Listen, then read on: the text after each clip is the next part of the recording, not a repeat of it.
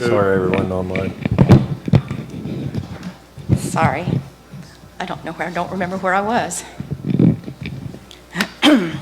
So the 8 parcels cited whose zoning will be affected will not have the same effect on the town historic character and the residents that live in the Washington Street corridor. The town now has the opportunity to have this non-conforming property developed within the current zoning ordinance and in a manner that is representative of the housing within the town. Look at what is being built and renovated on Washington Avenue. As far as the town's affordable housing and adding units issues, yes, if this rezoning is approved, it will add back units. However, affordability will not be addressed. Look at what one-bedroom condos are being listed for in Cape Charles. I truly believe that by changing this zoning, it will have unintended consequences for the town and all property owners. The current zoning has benefited everyone, and this property should not be used as a foundation to change it. Sincerely, Devin and Linda Johnson.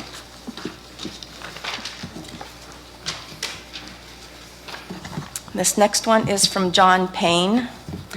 I would like to introduce myself, John, and my wife Antoinette as the landowners of Lot 0, Bay Vista Way. We have owned this lot for 6 years with plans to build our house on the lot in the near future. When we bought the property, we were aware of Seabreeze Apartments as an attainable housing development and had no issue with the development. We also recognize the property is zoned R1. As lot owners, we are aware of many of the changes forcing this property to not be habitable. Since this property is in transition in ownership and use, it is our opinion it should not be changed from R1 zoning to R3. We believe it is zoned appropriately in this category, consistent with adjoining properties, including Dreams by the Water. The consistency continues with all single-family developments along Washington Avenue in this general area. The intent of the R3 zone stated in the ordinance is to provide high-density multifamily development. The intent of the R1 zone is to provide quiet, medium-density single-family. The regulations are designed to stabilize and protect the essential characteristics of the district. To rezone this property to R3, in my opinion, would be arbitrary and capricious and inconsistent with the current zone and future zone exhibited in the latest adopted comprehensive plan, upon which we rely. It is also my read, subject to correction and explanation, that rezoning to R3 would not allow the existing property to meet current required setbacks of the R3 zone. Also, my reading of the ordinance's maximum lot coverage and minimum lot size, the maximum number of units as single-family R3 could be 25, and for multifamily, 19, without considering setbacks and other site plan requirements where R1 would allow 11 units. Because this has been a non-conforming use, I believe it does not guarantee redevelopment of the property in R3 without complying with those setbacks. I am concerned that if suddenly after rezoning the new owners decide that rehabbing the buildings is not cost-effective, the redevelopment of the site allowed by the then-approved R3 would be incompatible to the surrounding neighborhoods. I ask that you seriously consider that scenario and vote against this rezoning. We do believe leaving the property R1 is the best scenario. I cannot understand how the existing non-conforming setbacks can be overlooked in the property's redevelopment as R3. It seems inconsistent with the reason the property needs to be rezoned. I am also concerned as the developer at the Planning Commission was vague as to their actual plans, saying we may add a second story to the maintenance building or not, and we may combine units or not, my paraphrase. I recall the engineer's study handed to the Planning Commission chair as record, and last week's meeting called for approximately $100,000 of improvement needed, yet the developer later stated they would likely gut the property to the studs with all new elements and maybe add back doors, which would definitely change the character of the existing setbacks and impact Bay Vista residents. We therefore recommend as directly adjacent property owners denial of the rezoning. I hate this thing. I hit cancel. So now it's going to keep going. Thanks, Grandpa. No problem. Well, you know, I'm going to pass the torch there to Mr. Newman. Exactly. Get ready. Yeah. This last one is from Drs. Fabian and Sashi Baksh. We purchased our home at Bay Vistas Way in 2018 as a vacation home, and we plan to eventually retire there. We are immediately adjacent to the Seabreeze apartment complex. We, of course, acknowledge that we purchased our home with the multi-unit dwelling in existence. While it obviously was an outlier as far as structure and use, we certainly understood that it served an important social purpose and had no issues with the community or the residents. We, however, also knew that it was zoned R1, was non-compliant, and thus assumed that eventually the property would revert to R1 use after the lease was up on the building. To rezone the property to R3 is a betrayal of the trust that the town has placed in you and an affront to the carefully considered zoning ordinances that have been put in place. When the zoning ordinances were created, the property was specifically zoned R1 despite the R3 structure that was in place. This can only be because the planners of the town development expected that at some point the property would revert to R1 usage as it should. At the Planning Commission meeting last week, the developer had no specific plans for the property. We were given no vision for development except that it would be gutted and rebuilt on the inside. He specifically said that he was unsure if anything will be done to the exterior building facade. The exterior of the building is plain and generic with small windows and doors. This cannot be seriously marketed as luxury condos. Rezoning the property to R3 will allow the developer to leave the same tired-looking structure on prime bayfront property and will guarantee that this sad building will haunt us forever. It will also surely worsen parking issues on Washington Avenue and adjoining streets that are already problematic. The town council surely has a better vision of the long-term development of the waterfront than what is currently Seabreeze Apartments. At the unfortunate and untimely expense of the Seabreeze residents, we have a one-time and golden opportunity in front of us to properly develop one of the last remaining bayfront locations in Cape Charles. Surely the town did not elect you to take the easy route of just approving a quick fix on the eyesore that is already there, but expects you to have a vision for a better future. We would also like to address the overall housing issues that have been raised, outlining the need for diverse and affordable housing. This property was, as previously mentioned, is prime bayfront property and should not be used to provide affordable housing. There is no shortage of land around Cape Charles that can be used for this purpose. The town would be better served by keeping the waterfront developed in the manner that it is currently with R1 housing. Flipping an old and dilapidated, previously condemned structure and giving it a facelift will not provide long-term benefit for Cape Charles, but only short-term profit for the investors, leaving us to live with it for years to come. In summary, as property owners immediately adjacent to Seabreeze, we strenuously object to rezoning this land parcel to R3 as it will result in a permanent change in the nature of the neighborhood from quiet, medium-density housing to high-density housing. The previous non-conforming use was inherently temporary and should not be the basis for a change in zoning. One of the attractive features of Cape Charles is the quiet, small-town feel that embodies this community. Now I know how to turn it off. That's all we have. It's only been 8.5 years. So can I get a motion? I'll make a motion that we close the public hearing. Second. Any discussion? All in favor? Aye. All right, public hearing is closed. No, I made a motion. He made the motion. Andy seconded it. You're welcome. All right, let's have some recognition of some visitors' presentations this evening. First off, we are going to have Karen Zamorsky of Main Street give us a presentation. Oh, good evening, Town Council, and thank you for the opportunity to give you a quick update.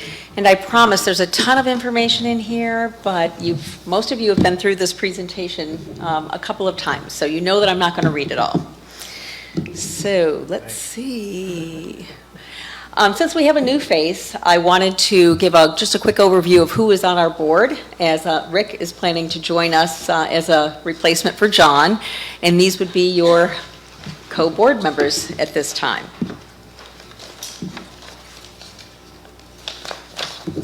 So what I have done, as I usually do, is break down just what we did the first half of the year. We're now in our fourth quarter, so tonight I'm not going to go through the specific financials. I will, give you a little bit of information on ROI to date. But again, broke down all of our projects basically as business town support, beautification projects completed, and events that have been completed. So we still have the rest of this year through June 30th, and I will certainly update this at the end. I will also be talking about specifically the grants. I've closed out a lot of those, and most of them were done in the first quarter of the year.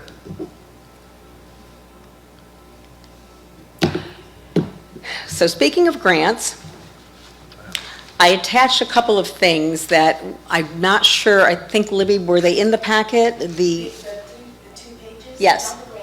Yeah. Okay. I included a couple of things. One is the typical, I don't know, it's missing? I'll make sure to get it to you. Okay. Because I like that page, Yeah, it's just on there. because I like the color, you made it colorful. I wasn't going to go through that specifically, that's the detail. I'm going to go over, a high-level view of it. So to date, we've closed, as of January 1st, we closed a little over $100,000 in grants. We still have almost $200,000, $195,000 to complete before June 30th. And all of those will be completed but one, which I'm going to be asking an extension on again, and that is for the new Welcome Center bathroom project. And I think everybody here knows why I'm asking for another extension to that project. But I have almost $68,000 to carry over to that project when that is ready to go. The other piece that probably now is not in your packet was a piece that we put together, kind of an infographic going through what the power of Main Street is across Virginia, and then specifically Cape Charles numbers. I think that's. That is in the packet. Okay, so I wanted you to have that as well. And of course, I wanted to talk a little bit about, to date, as of the first 5 years that I was here, we've done almost $1.5 million in grants. Fantastic. Yes, and all of that's gone back into the town of Cape Charles.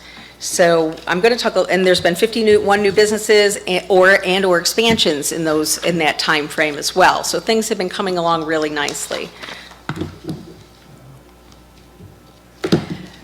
So a couple of things I wanted to just quickly cover. We finally finished the train project, and I think everybody has probably walked by and seen that. There was a nice article in the Post about it. So the only thing we have left on there right now are the storyboards that Tammy and I are working on, but we can't do anything with those till the land closes because we're going to be encroaching on that land when we install them. But basically it is done. The other project that is almost complete is Strawberry Street Plaza. You probably have seen the umbrellas that just went up, the new pavers in the back. I went by there to take a picture the day after they went up, and at 8:30 a.m., 3 of the 5 tables were full of people having coffee and Danish outside. So I think it's been a project well worth doing. We're getting ready to open that as of April 26th officially. But we're having a little issue with the rotary clock that's a part of that project. With things going on today, the parts that they need to finish the clock are overseas and have not arrived as they expected. So I think everybody will understand that. So that is going to be delayed, but we're going to go ahead with the opening on April 26th. We could do just like Bay Creek and just leave it at the same time. Yeah, we could do that, right? Just stand it up and make it look pretty. For 17, 18 years. Yeah.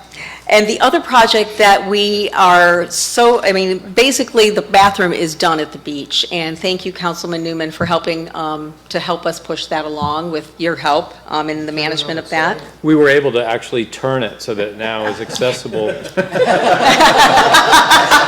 You're magical, let me tell you. No extra charge. Yes, the only thing that is getting ready to go in that isn't in at the beach bathroom is the showers that are going in the back, but that is a picture of the actual shower there on the left.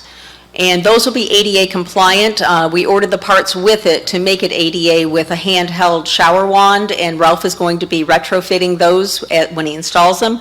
We're just waiting for the cement to be poured before we can put those in. The other thing that we put in is a new water bottle filling station. And that looks a little bit different than that one, but because we decided to go with the one that had the pet filler at the bottom, since we're such a pet-friendly town. So your pooch or other animal will be able to have a little drink right along with you. Karen, are those on the backside still? No. Or where will they be? The showers are still going to be on the backside. We're making the sidewalk ADA compliant by making it 4 feet around so wheelchairs can get back there, and then we'll make a pad that goes under the entire shower area in the back. So the showers will be on cement, and they'll tilt them so the water can run off. Yes. Is that sidewalk connected to the boardwalk? It will be connected to the sidewalk that comes around. Yes. And the refill, the water refill is? It's going to replace where the water fountain is Right, now right, that yeah. doesn't work. Yes, exactly. I just saw that the other day. Yeah, I know where it is. Yeah. Yep, it's going to be right out front. And the showers will be, we can repurpose those in the Yes. event that we do a larger scale bathroom project down the road at some point. Yes, that is correct. These are a marine grade, and they weren't cheap, so that hopefully they last. They're supposed to last in a beach environment, so we're fingers crossed. Gateway entrance to Cape Charles. That project completed Phase 1, and that's where we talk about the beautification from Route 13 with signage coming into town, because everybody knows that doesn't really look pretty right now. We'd like to make it look a lot more attractive, and that is also in common with what the overall ESVA tourism plans and Northampton County plans are, the beautification of Route 13. So that will help in that process as well. But it'll also help people coming up and down 13 to say, hey, that looks like something interesting. I'd like to turn off and make a trip down there. So that project is ready for Phase 2. I delivered a grant today to Northampton County to fund Phase 2 of that project. So as soon as, hopefully, we get approval on that, we will have Phase 2 underway. Karen, what, it does look very interesting and exciting. What is it that we're looking at in this picture? I don't know how that even got there. That's not on mine. Huh. Looks like a bunker. I have no, this is what my slide looks like. Just so everybody knows, this is what the slide looks like. So where that is actually the bottom of the pet filler. That's what I thought it was. Yeah. It is. I don't know how that scooted, but I printed mine from it, so that's oddball. Well, that makes me feel better. Yes, no. You didn't want that right on the front of That I 13 couldn't when you turn see. it? Yes, no. But that's what your pooch can drink from at the beachfront. All right. Yeah. And of course, all the projects that we have completed, we can't do without our volunteers, and my goodness, we have some fantastic ones, and there's several in the room. So I want to thank everybody for that. As a matter of fact, they put in the first half of '25, over 1,850 hours have gone into the volunteer work, which equates to a DHCD figure of $55,975 that they've contributed. So thank you to everyone here that has participated in that. A quick overview. I'm not going to spend a lot of time on this because I know you had probably time to look at it, but we constantly are doing research. We have a couple of different softwares. We use Arrivalist through Virginia Tourism that we have on a grant, as well as Placer AI. These happen to be figures that we used Arrivalist for through Virginia Tourism, and we did 22, 23, 24. So as you can see, when you compare these numbers, 23 being top left, 22 top left, 23 top right, and 24 bottom right, that we continue to spread the shoulder season out. Now, the bottom right, that's why I was getting confused. Bottom right, it shows 24. 23 on the legend. Now, on my slide, Mine there's, shows 24. This, Mine says 23. That's and yours says, mine says 24. Yeah, it's overlaid on the top though, 1/1/24 to 12/31. well, that's what I just wanted to clarify. I'm not- Yeah. I wanted to know which years were which. Okay. Yeah, it's 24. It's, oh yeah, you can see where it's there. My print doesn't show the overlay, so I don't know what's happening with that. But yes, 24 is the bottom, Okay. okay? So you can see how that's still spreading out into the shoulder season. So again, the other things change a little bit is where the people are coming from. In 22, our top pull was from Norfolk Portsmouth with Washington DC second, a close second, then Richmond, Philadelphia, Baltimore. When you get to, we changed a little bit in 23 to Washington taking top spots. In 24, Richmond clearly became our top pull. So, And we're not targeting marketing to these particular places. We just market, right? And it just so happens that we're picking up from these areas. yes, correct. We do target We target some. We target, Put it in particular Yeah. newspapers or magazines. we do, but again, we don't do any targeting for the summer months. Okay. All right, we keep those in the fall. And I did a couple more here, showing trip share by length of stay and share by, it's 22 and 23. Now, one of the things that has happened, and I've talked with other tourism folks about this, Virginia as a whole is down in overnight stays, about 5 to 6%. Cape Charles is basically down, we're actually up in our day trippers, we're up in one-nighters, but we're down about 5% in two-night stays. We're down only about 1% in both the 3-night and 4-night or more. So we're still down a little bit. I'm sorry, I must be reading this Me wrong. too. Because I see that the numbers for 3-night stays in 24 is higher than in 23. I've got, It must be, I must just, maybe the labels got moved when it got, something happened to the one that you've got. I'll have to resend it again and see what happened. Because, yeah, I've got my slide is, Could be a fun problem. Karen, where are the numbers coming from? Because they're different than what I know of, from Virginia Tourism. These came directly from Laura. from the hotel report that they did. No, she came from Arrivalist. Right. They're a little different. We talked about it at the ESVA Tourism for this year, just so we know from a budget perspective, as we start budgeting for 24, 22% down nationally as far as bookings, looking and that. So that would impact, and locally, just doing kind of a round robin a little bit, those numbers are down for our short-term rentals and our traditional lodging significantly. So, Are you in 25? 25. Yeah, I don't have any 25 numbers. So just as far as in moving forward, we're in a very different game than we've been in, and we need to be aware of that as we make decisions and as we work on our budget for next year, that counting on those top dollars as we've had in the same way is not going to be, and it's not just Cape Charles. This is a Virginia-wide thing. Correct. And a national thing, but our region, obviously with Hampton Roads and some of those areas that are hit more by some of the economic decisions right now, are really showing those.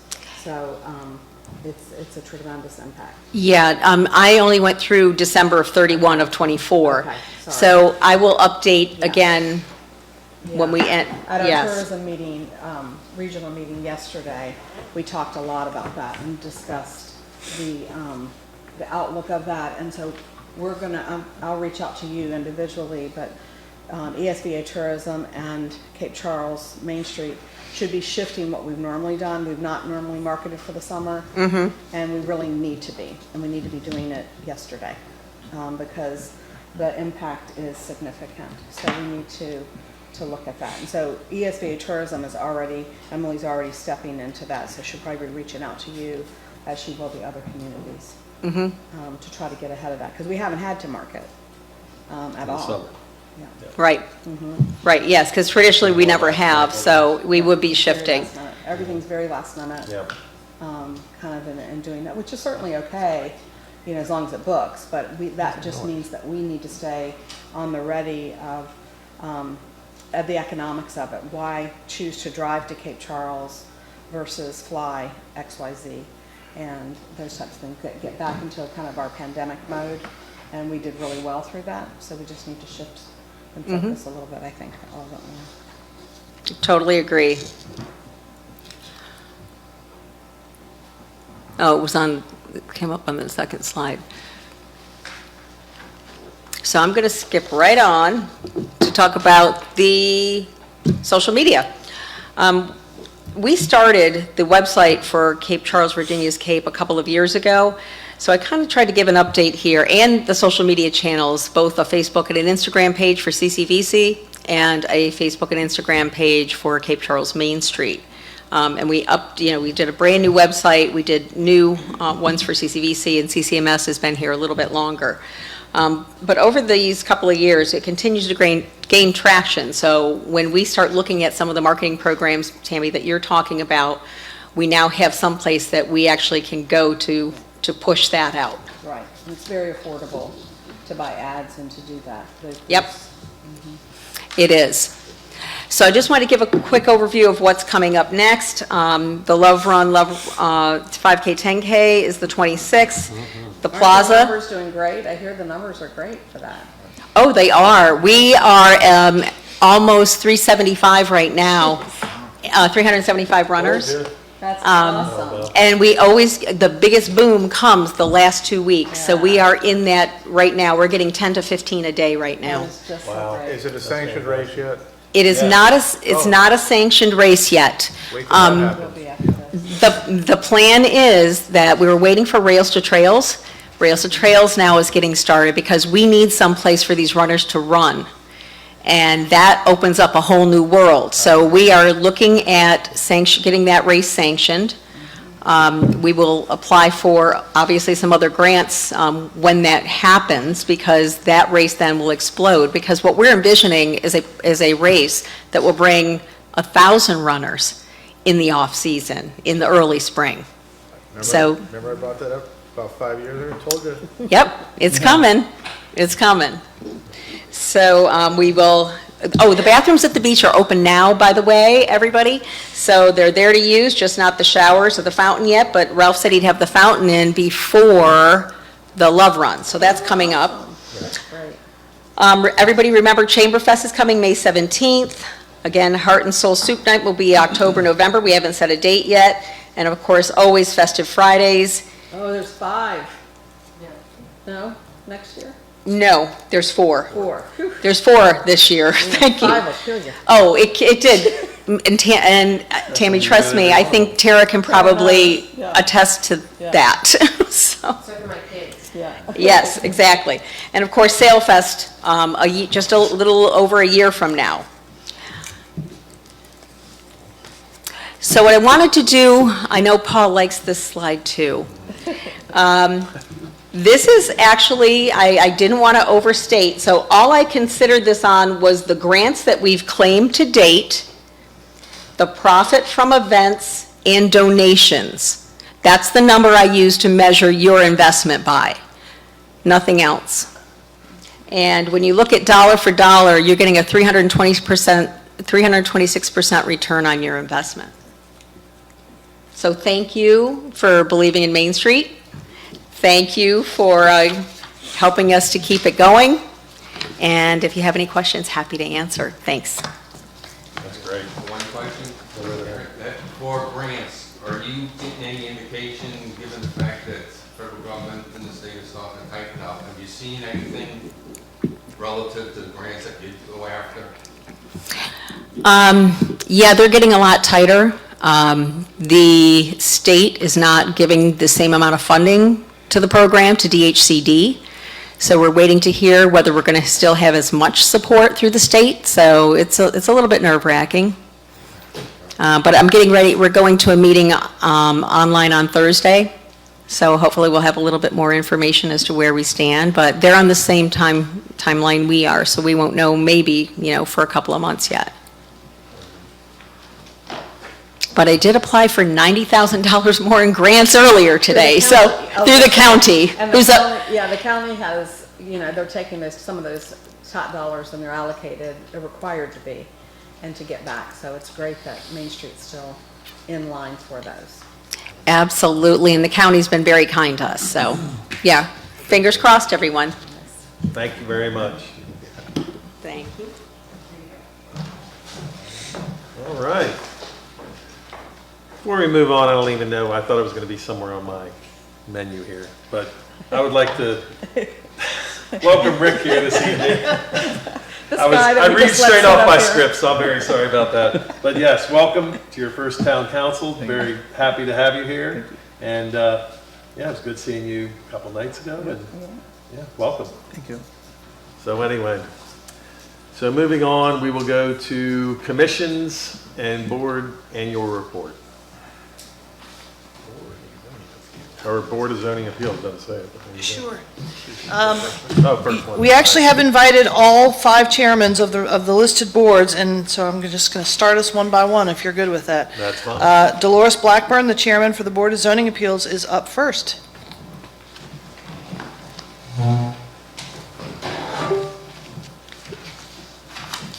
Evening, everyone.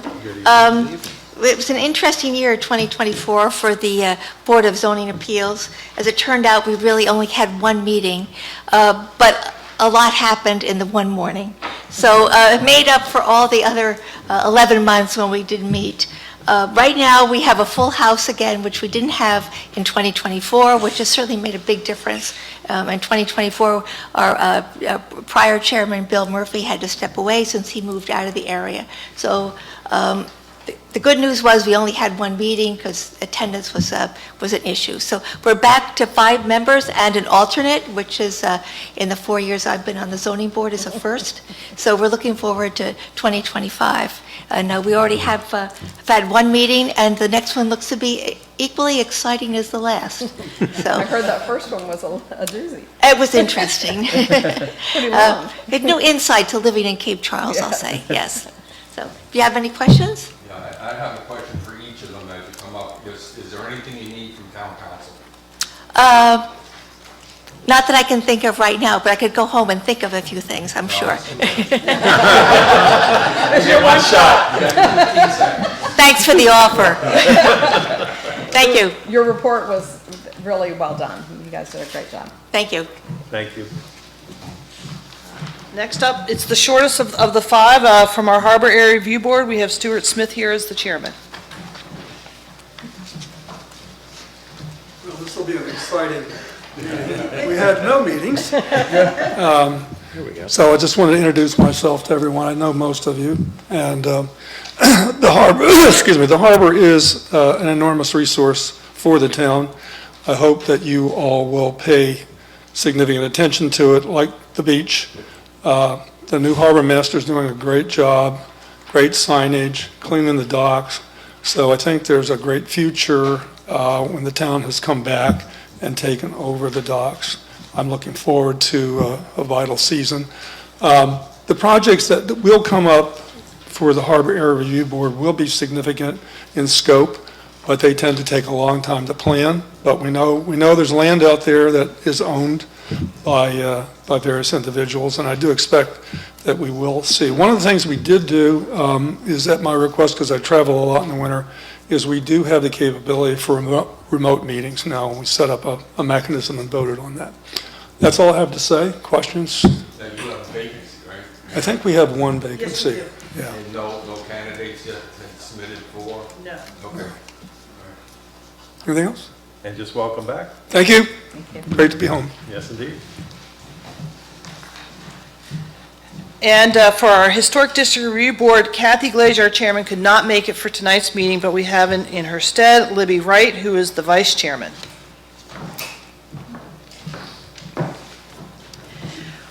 Well, I would like to think that we had a very busy year. We had 55 applications. This is my first year, so I don't know what's happened prior to that. But we had 55 applications. Most of those, 41, were renovations, putting an addition onto a house, or building a new home.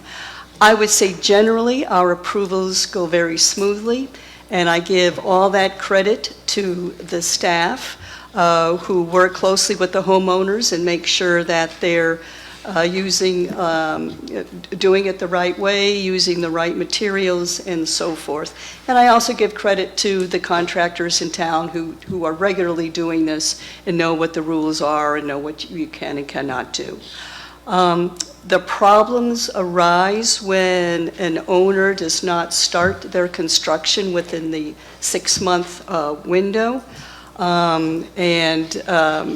So then, things may have changed, or they just run into other problems.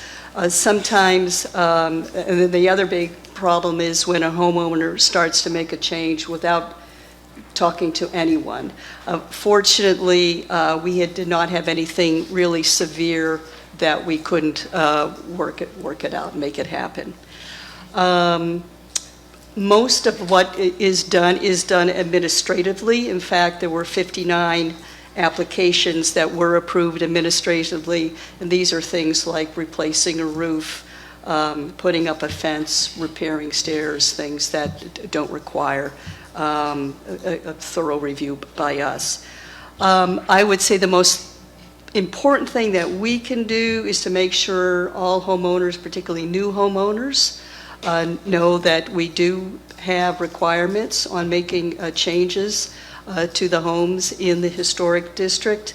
And I don't know if there's a better way to do it, but that seems to be where the problems are, particularly homeowners who do not come down here very often and aren't really tied to the community. That's where you start seeing things happening in the yards that they shouldn't be doing. So that's pretty much it in a nutshell. So, And you're fully staffed? can we have? I think we are. Is it? Full complement on the board, yes. Okay. I'm still learning. And Sorry. I see in the report, you get training. Yes. Both staff and Yes, I had some really great training last year, and I'm also on the Planning Commission. I'll be doing more training starting in July, so, yeah. And is there anything that you can think of, as Paul asked, that you need from town council to do your job better? I guess I could say the same thing, let me think about it, but Maybe take that back to the- You got yeah, 15 seconds. yeah, Take right, that back right. to the group and see. I will do that, Yeah. I will do that. Yeah. Thank Libby, I you. have a question. There's been some discussion about the need to have a member of the town council also be on the Historic District Review Board. What are your thoughts on that? As the other boards have a member of the town council sitting on the board, Not all boards do. not all. BZA does. There's been discussion about Yeah, this one in particular. I don't really see a problem with it. I think it's always good to have those closer connections. So, I mean, if it works and wouldn't be too cumbersome, I think that would be beneficial, so. One concern I've seen, and I don't know if it's just the past couple, but there seems to be only 4 members there at a time. Do you have 5 total? Is that what it is? We do, we've had some coming up for illnesses or surgeries Yeah. that have been planned. It just made me concerned in the sense of that, that's a small group of people making Right. very important decisions, and it's even number. So it just consistently seemed like that was happening a lot, and I didn't know if it would help to go to 6 so that if you do have that happen, you have. or having an alternate. I don't, you know what I mean? I just thought that might be something. Well, I was an alternate for a little while, so, maybe focusing on having some alternates that could also participate, that might be one way to They solve only need that. 3 for the quorum, though, correct? Right. Yeah, it's big decisions for having people missing. Or maybe even expanding the board, but I don't know the difficulty in getting, I mean, I was always interested in serving on it. I don't know how difficult it is to get people to get involved, so. It's one of the more popular ones. Yeah, the past couple times we've had a lot of Yeah. applicants. So, okay. Thank you. All Thank right, you. thank you. Next up is Bill Stram for the Planning Commission. Good evening. Good evening. I know everybody here, so, we had a pretty active 24. You're welcome.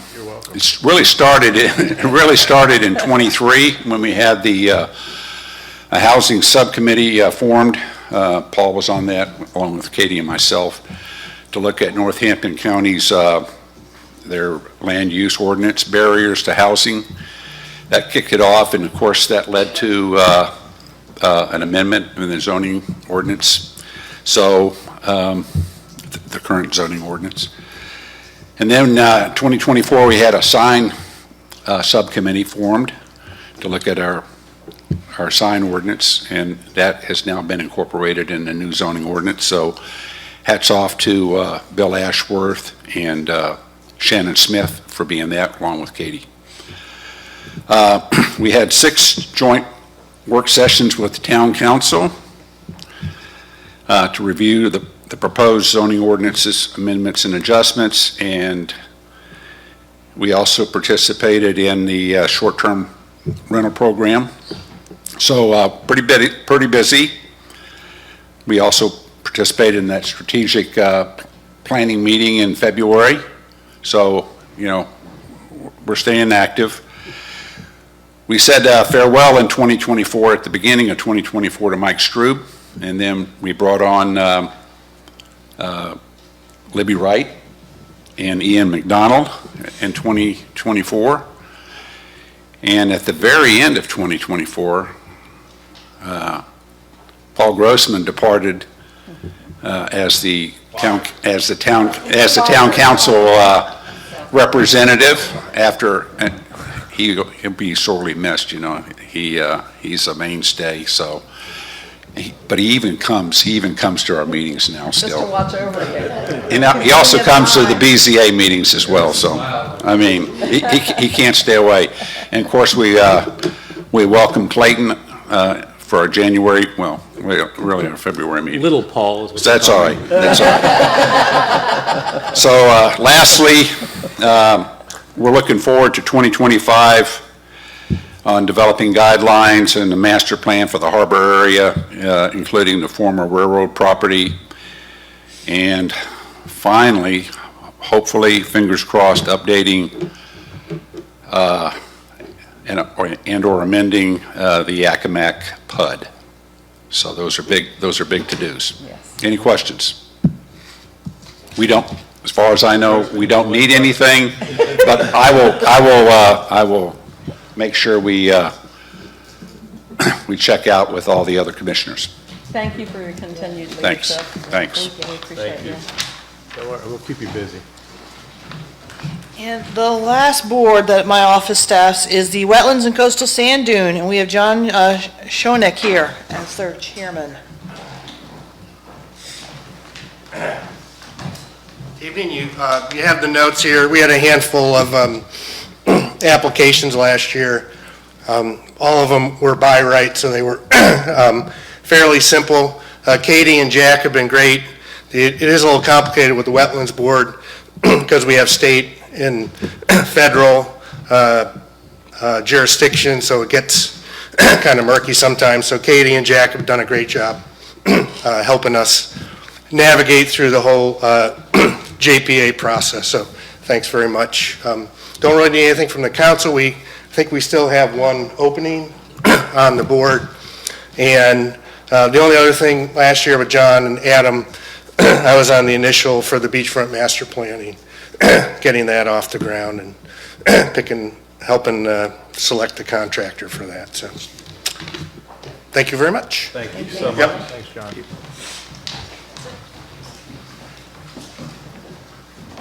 All right.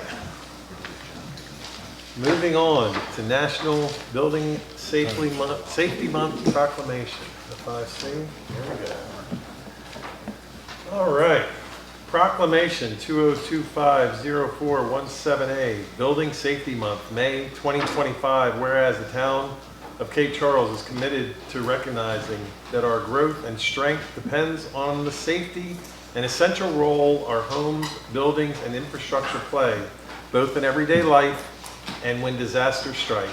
And whereas our confidence in the resilience of these buildings that make up our community is achieved through the devotion and vigilant guardians, building safety and fire prevention officials, architects, engineers, builders, tradespeople, design professionals, laborers, plumbers, and other in the construction industry who work year-round to ensure the safe construction of buildings.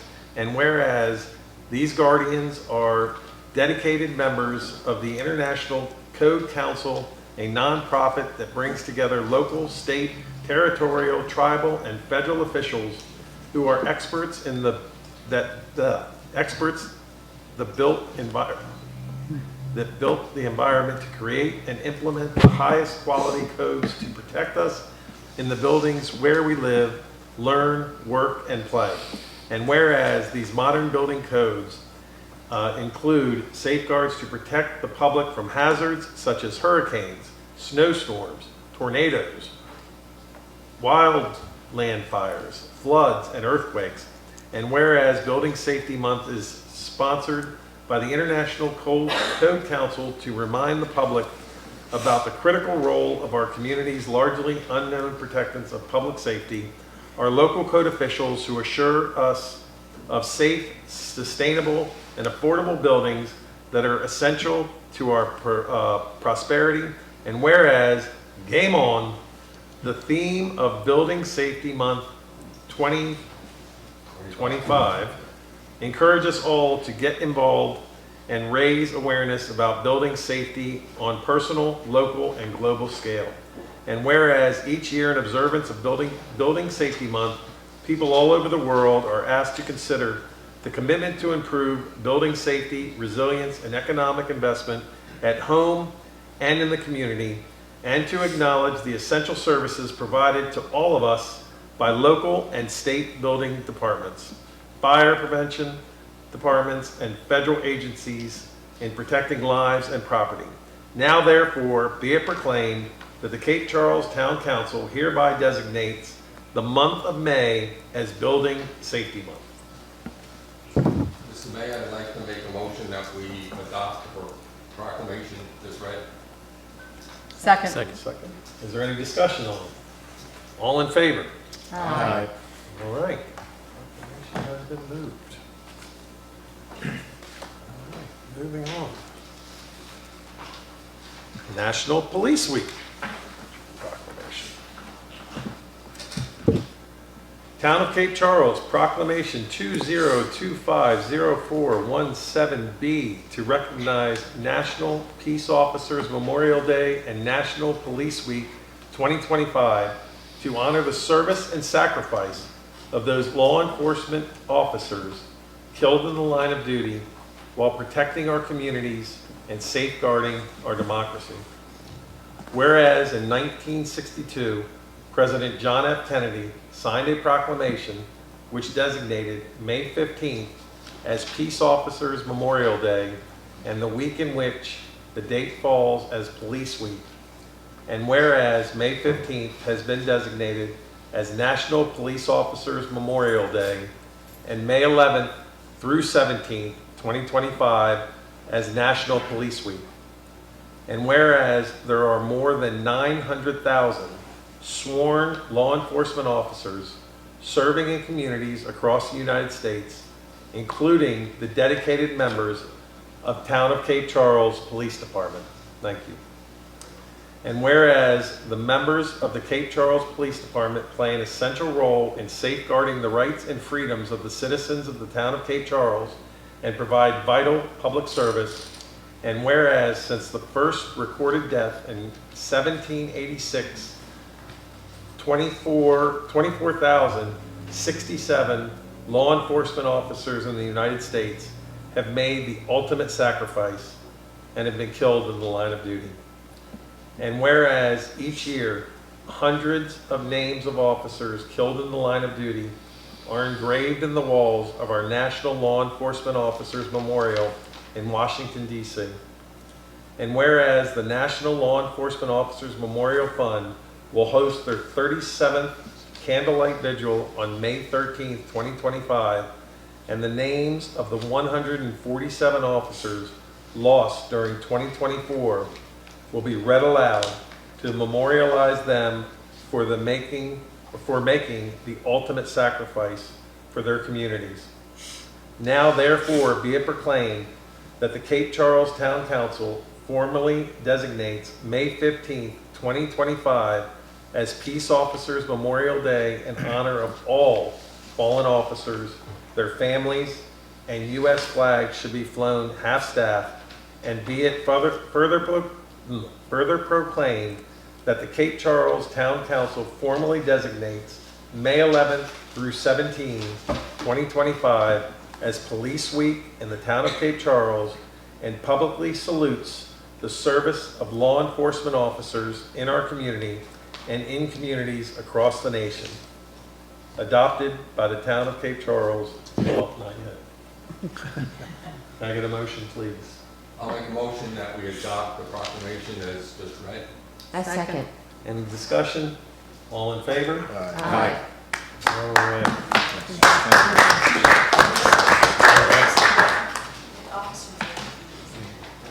All right, come on up.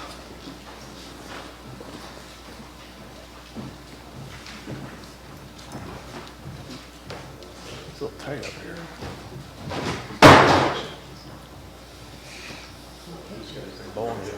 China shop up there. 50,000 equipment, yeah.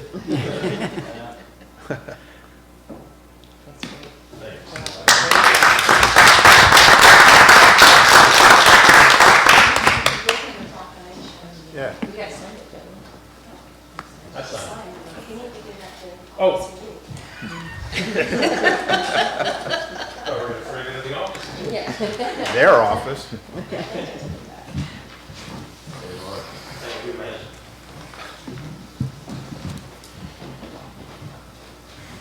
It's almost like turning off the alarm.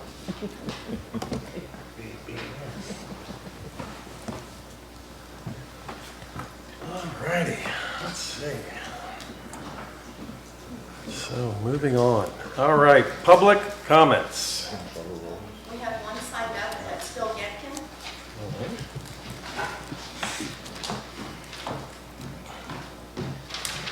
Good evening. I'm Phil Getkin, and I'm here to give you a very brief update on New Roots Youth Garden. Especially I wanted to invite all of you and anyone else in the town, anyone here, to come to our 15th annual Blessing of the Worms, which will be on Sunday, April 27th at 3 o'clock. It's always one of the big events in Cape Charles. You know, when you're living in a small town, when one of the big events of the year is the Blessing of the Worms. So, I know Tammy will be there. Anyhow, I want to thank, on behalf of the board and all the kids that come to New Roots Youth Garden, thank the town for all the support you've given us down through the years. This is our 15th year. We're not quite with the Central Park, but we're not too far behind. We have a dedicated group of volunteers. Some of them are here tonight, aren't they, Libby? And others. We have many volunteers, and in my own unbiased opinion, the garden looks better than it's ever looked. So it's very beautiful and productive.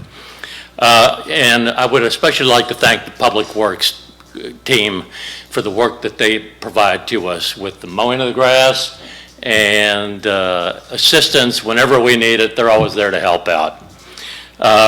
This spring, we have children coming in from both the Cape Charles Christian School and Kip Topeka Elementary School on a weekly basis. So we have a group of volunteers, adult volunteers, that come in on Monday.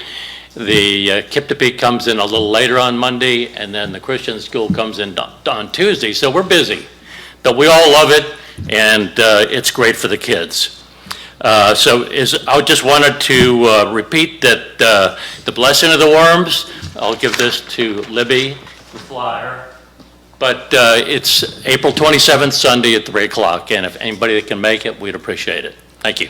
Thank you. No one else has signed up, and I have not received anything right. All right. So, moving on.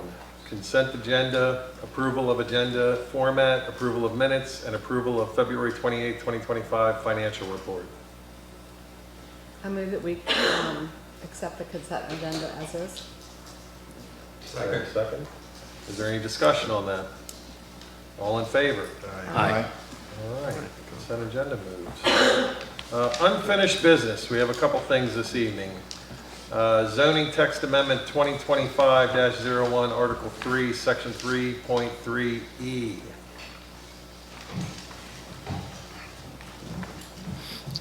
Good evening, council.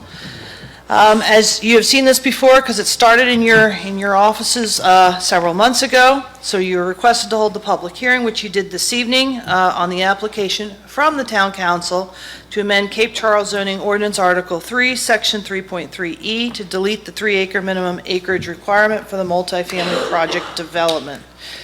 Again, just background for the public at large. This came to you initially at your March 20th, 2025 meeting. We submitted this request for the Town Council to consider amending this article. That request came about as a result of a conversation that my office is engaged with a prospective purchaser of the Seabreeze Apartments property, which is a parcel just under 1.5 acres and is currently zoned residential R1. As part of that process is reviewing what can and cannot occur on the Seabreeze Apartments property, it was in motion and in place prior to the town ever having zoning. And a lot of what is occurring on that property is called legal non-conforming or grandfathered uses. We felt maybe we should consider trying to realign the zoning to match really the activity occurring on that property. As a result of that, I started to look at your zoning districts that were available for potential rezoning to. The closest fit that would make sense for that property to go to is our R3 multifamily district zoning district that we have, which does have a minimum 3-acre requirement. As part of that analysis, I then started to look at all the other parcels that had that designation for zoning and realized that yes, as a result of our actions in the fall, when we did a massive revision of our zoning ordinance and revisions to the zoning map amendments, there were several parcels that we moved over with the elimination of the RE residential estates zoning district. We moved all of those parcels to R3, which again was the most closely aligned. They actually did not meet that acreage requirement of 3 acres, and I listed those all for you. The only one that met it was the town-owned parcel, which had 16.21 acres. All the rest were just around 1.5 acres or less. So regardless of what may occur on the Seabreeze Apartments property, I do feel cleaning up the issue occurring in the R3 zoning district with that minimum 3-acre standard is essential for us to move forward this evening on. We do feel it is okay to remove that 3-acre parcel requirement because you will achieve what is the maximum development when you apply all the other setbacks that are listed in that zoning district, along with all the other development provisions contained in our ordinance that deal with parking, driveways, sidewalks, landscaping, stormwater, etc. That will help determine how large of a building project can occur on that property and stay within the confines of whatever acreage comes forward. The significance of this is when we've had these conversations with several of the property owners, they're not necessarily looking to put an 8 or 16 or 24 unit apartment project forward. Some are saying, where else can we do 2 or 3 or 4 units instead? So yes, I think getting into a more realistic requirement for the R3 zoning district, it would be beneficial to the town overall. I have provided you our comments from the comprehensive plan as it relates to housing and our desire to diversify our housing stock within the community. The Planning Commission did hold a public hearing on April 10th of 2025. We presented that staff report at that meeting, and as well, your town manager was present to represent the application. We received one public comment from Peter Alpern of 3 Bay Vistas Way, who spoke in opposition to this application. He stated the town amended its zoning ordinance in the fall, and there is no reason to consider amending the ordinance again, especially to meet the demands of one developer for the Seabreeze Apartments property. He stated the 3-acre minimum requirement for R3 parcels is reasonable and should not be removed as a requirement. There were no further comments at that hearing, and so it was closed at 6:15 p.m. The Planning Commission did open for discussion amongst themselves, and I've outlined that discussion. So from Commissioner McDonald, he wanted to know if the Planning Commission did not approve the zoning text amendment, would they need to revisit the map and change the current R3 zone parcels back? I explained that they could not be changed back because the residential estates district was eliminated from which these parcels had originally come from. We would have to address this one way or another, whether it be through this fix or some other fix to be considered and proposed. The commission talked about lowering the minimum acreage threshold for the R3 district based upon the smallest acreage of the 8 parcels, which is around 1 acre. The 8 parcels that are zoned R3 are not in danger through the creation of any legal nonconforming situations at this point, since the ordinance was adopted on December 19th of '24, and no further increase or applications have come forward on any of those 8 parcels from anyone at this point into the building department. Commissioner Newman wanted to know if any of the parcels are being considered for town projects for affordable housing. I explained that the town-owned parcel has been discussed as a possible location for a multifamily housing project, and there have been general discussions to that effect, but there is no project underway at this time. Again, Commissioner McDonald expressed his discomfort with having no acreage limit in the R3 zoning district. Commissioner Newman wanted to know how many units the Bay Lake condominiums had. Ms. Nunes believed that there were 16 units and it consisted of several parcels combined to create that development. Following that conversation, I did additional research in my office the next day and confirmed there were actually 12 units that comprise the Bay Lake condominiums, 3 units in 4 townhomes, and it's on 0.5 acres made out of 4 legal conforming lots of 5,600 square feet per parcel.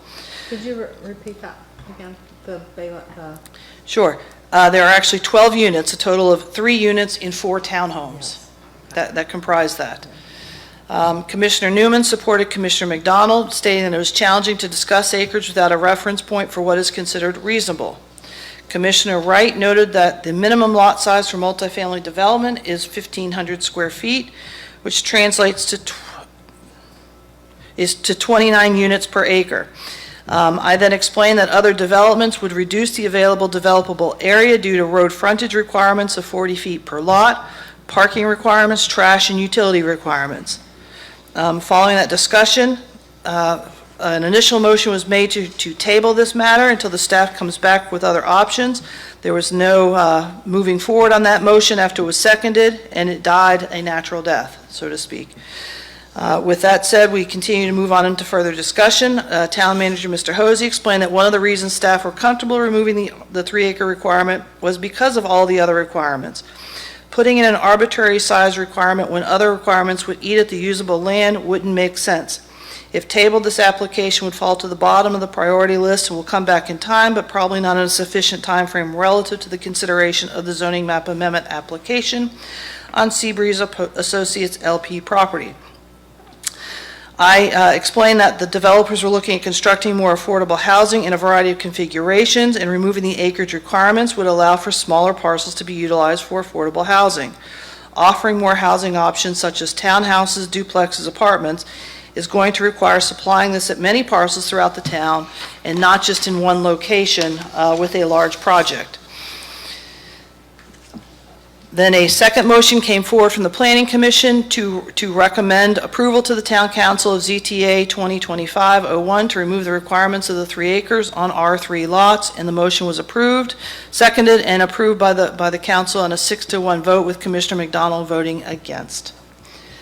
That's it. Are there any questions for me? I'm not sure. I'll hold my comment.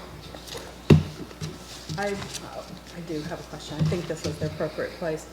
Why didn't we, when we did the rezoning, why did we not look at that rezoning at that time?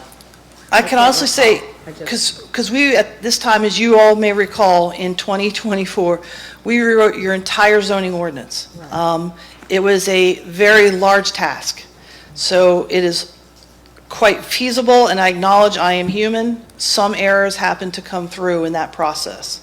And so as we note them, then we will bring them forward to you to see how we would correct those oversights done during that massive review. And I didn't mean that as a criticism. I just it is what it is.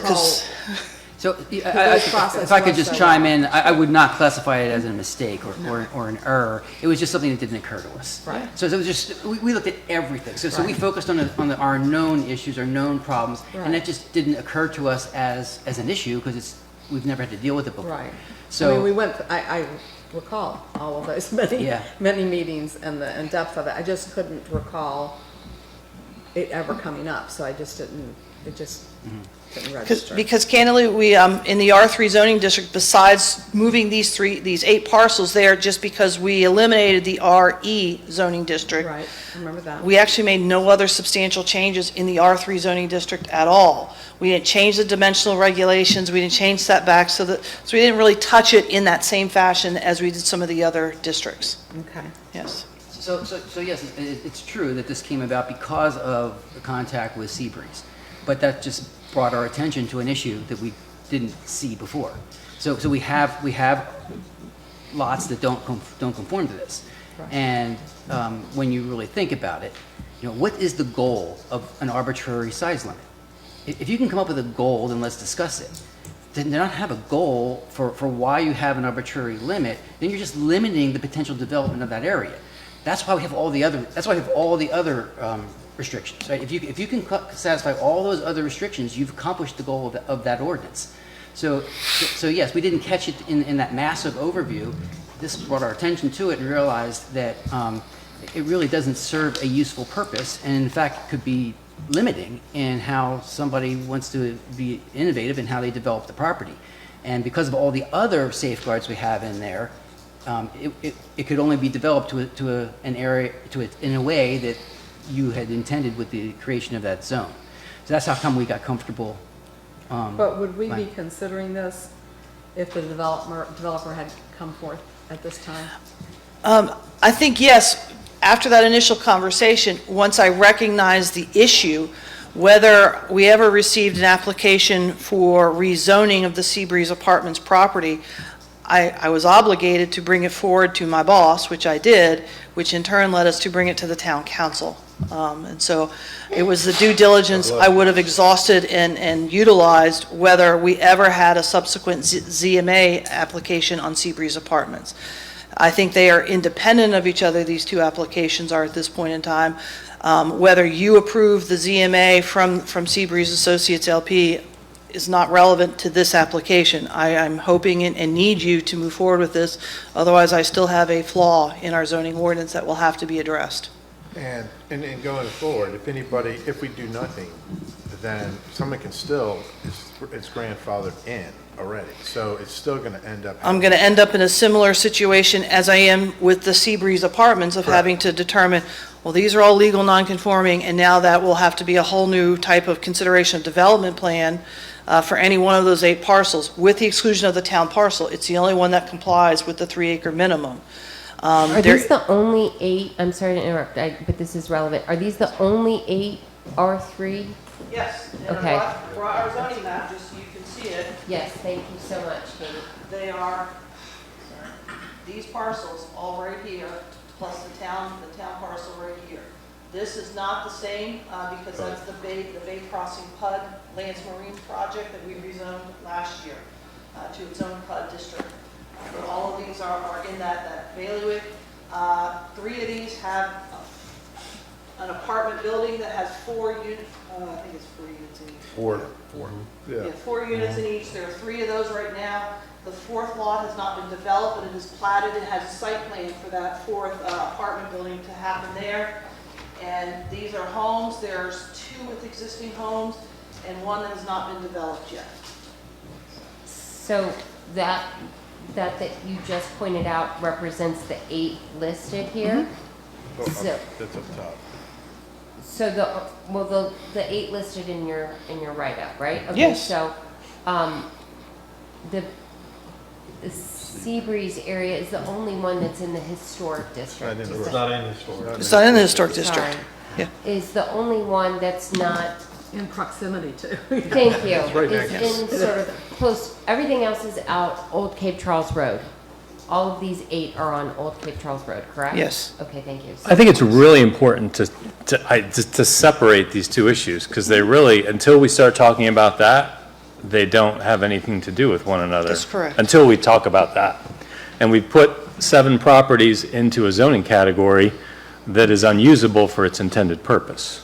So, and I don't think that was an error, to John's point. I mean, we were focused, I wasn't on the planning commission then, but we were certainly focused on other components of that, so I don't think it represents reversing course or turning a decision over that was made, Right. whether it be during this last round of changes or something that happened 20 years ago. I think we've just got a correction to make.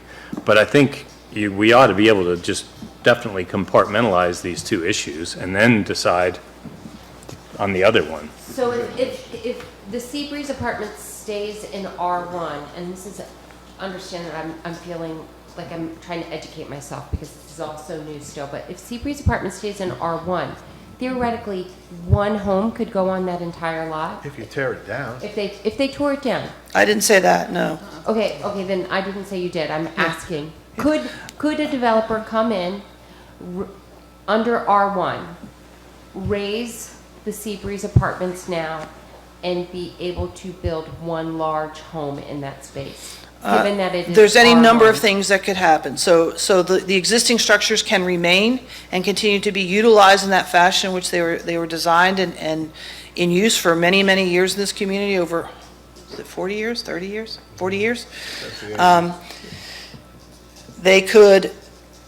Somebody could eradicate, could demolish those buildings, assuming we approve the demolition plan, and could, yes, put just one home back there. Large home, but there's- right? Because it's a pretty large lot. Well, Is that- there's a limit on the size of a home that there can be there under our zoning ordinance. No, you can put multiple.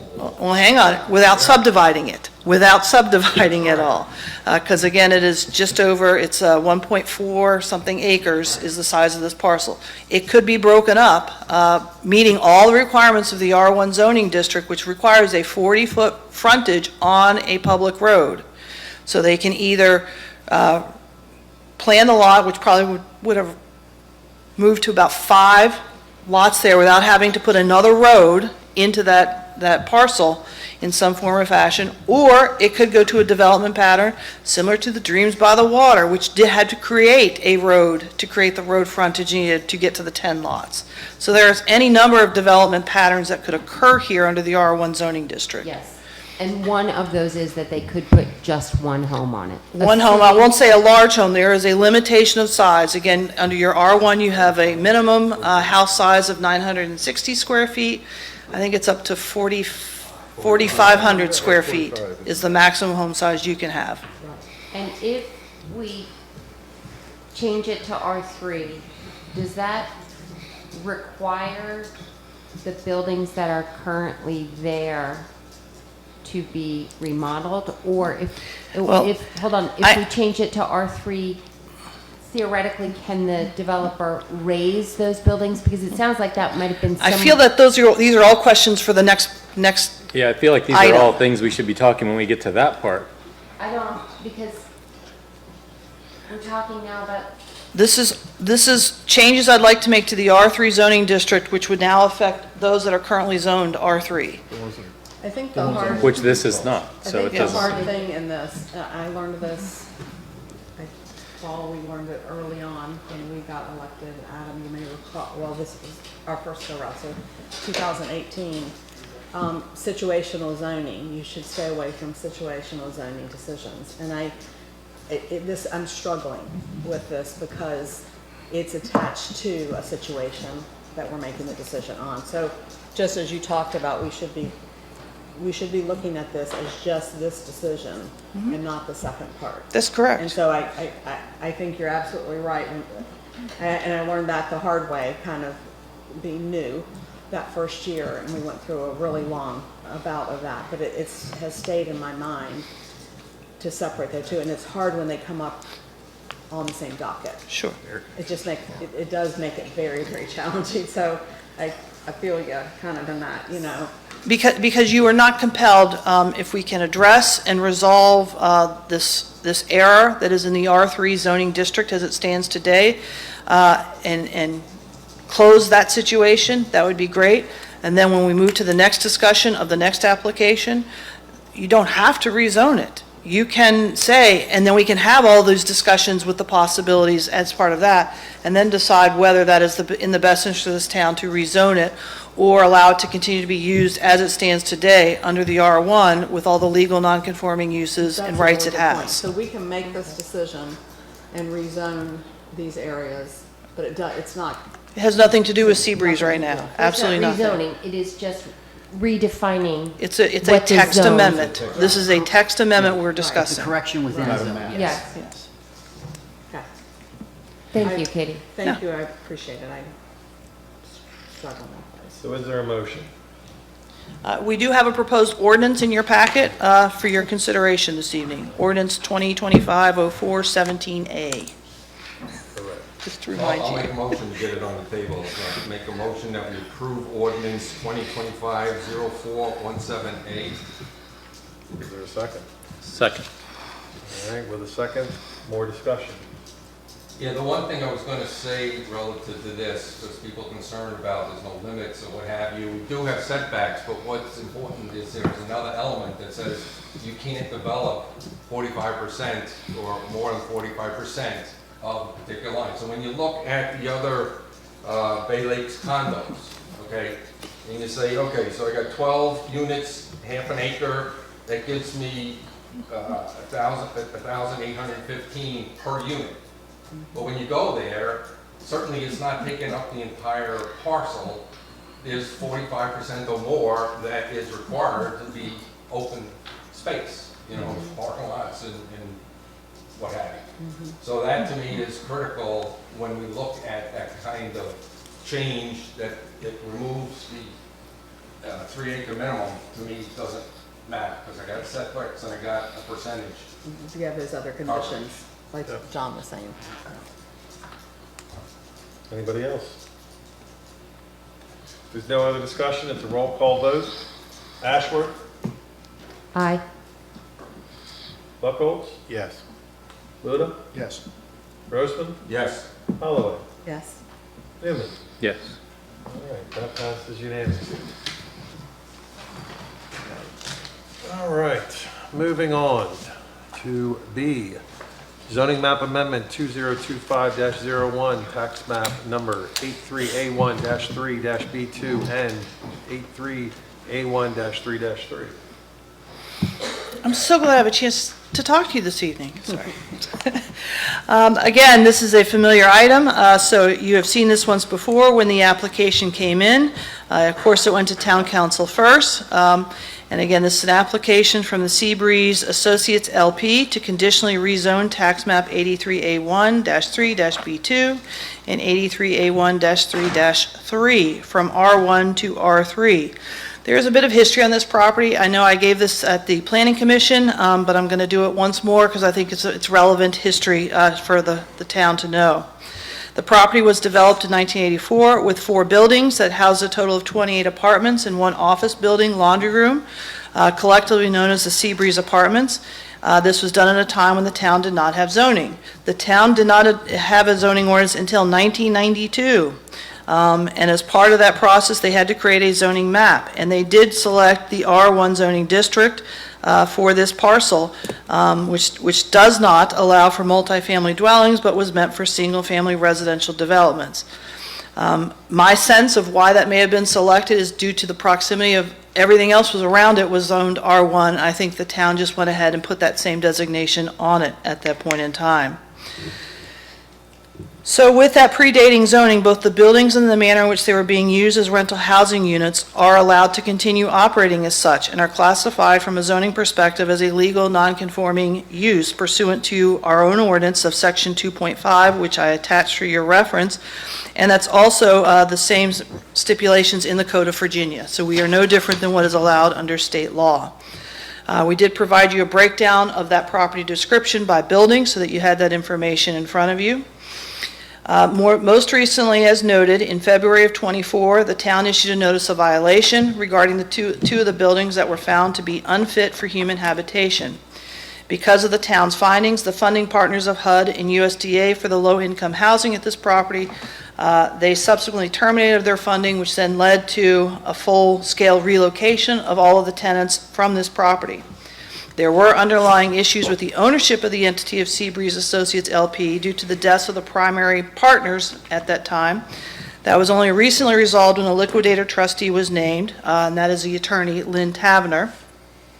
And she was given the authority to seek a purchaser for this property, which has occurred, and that has led to this entire conversation and application being filed. The property is under a purchase agreement, and there is a period of due diligence before the sale will occur. And the said due diligence has included a robust discussion with the town regarding the zoning for this property, including the restrictions associated with the R1 zoning, the uses and structures being designated as legal nonconforming uses and structures, and what that means for expansions, renovations. All of that has been discussed with the proposed purchaser.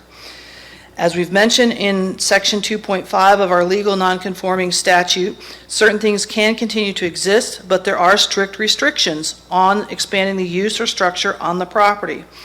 Additionally, what has made this the most complex property to oversee, there are timeframes that now are running on two different clocks on this property. With the two buildings that were deemed unsafe for human habitation, they ran a one-year clock to resolve those issues of violation. That clock was getting ready to expire in February 27th of 2024. Through the trustee, they sought an extension of that particular calendar, and we granted that extension to allow them to continue to try and address the notice of violation. The other two buildings are on a different clock, which is a 2-year window from when they were last used as apartments. And that put that at a clock of July 31st of 2024, so that gets to run for 2 years before that legal non-conforming use will extinguish naturally. So with that said, we are hopeful to have some redevelopment occur on this property, and that is, I think, part of my responsibility as your zoning administrator and planning director, is to work with developers as they come forward to know what the limitations and allowances are of your zoning ordinance, and to see how that can align within their vision and product that they're trying to achieve.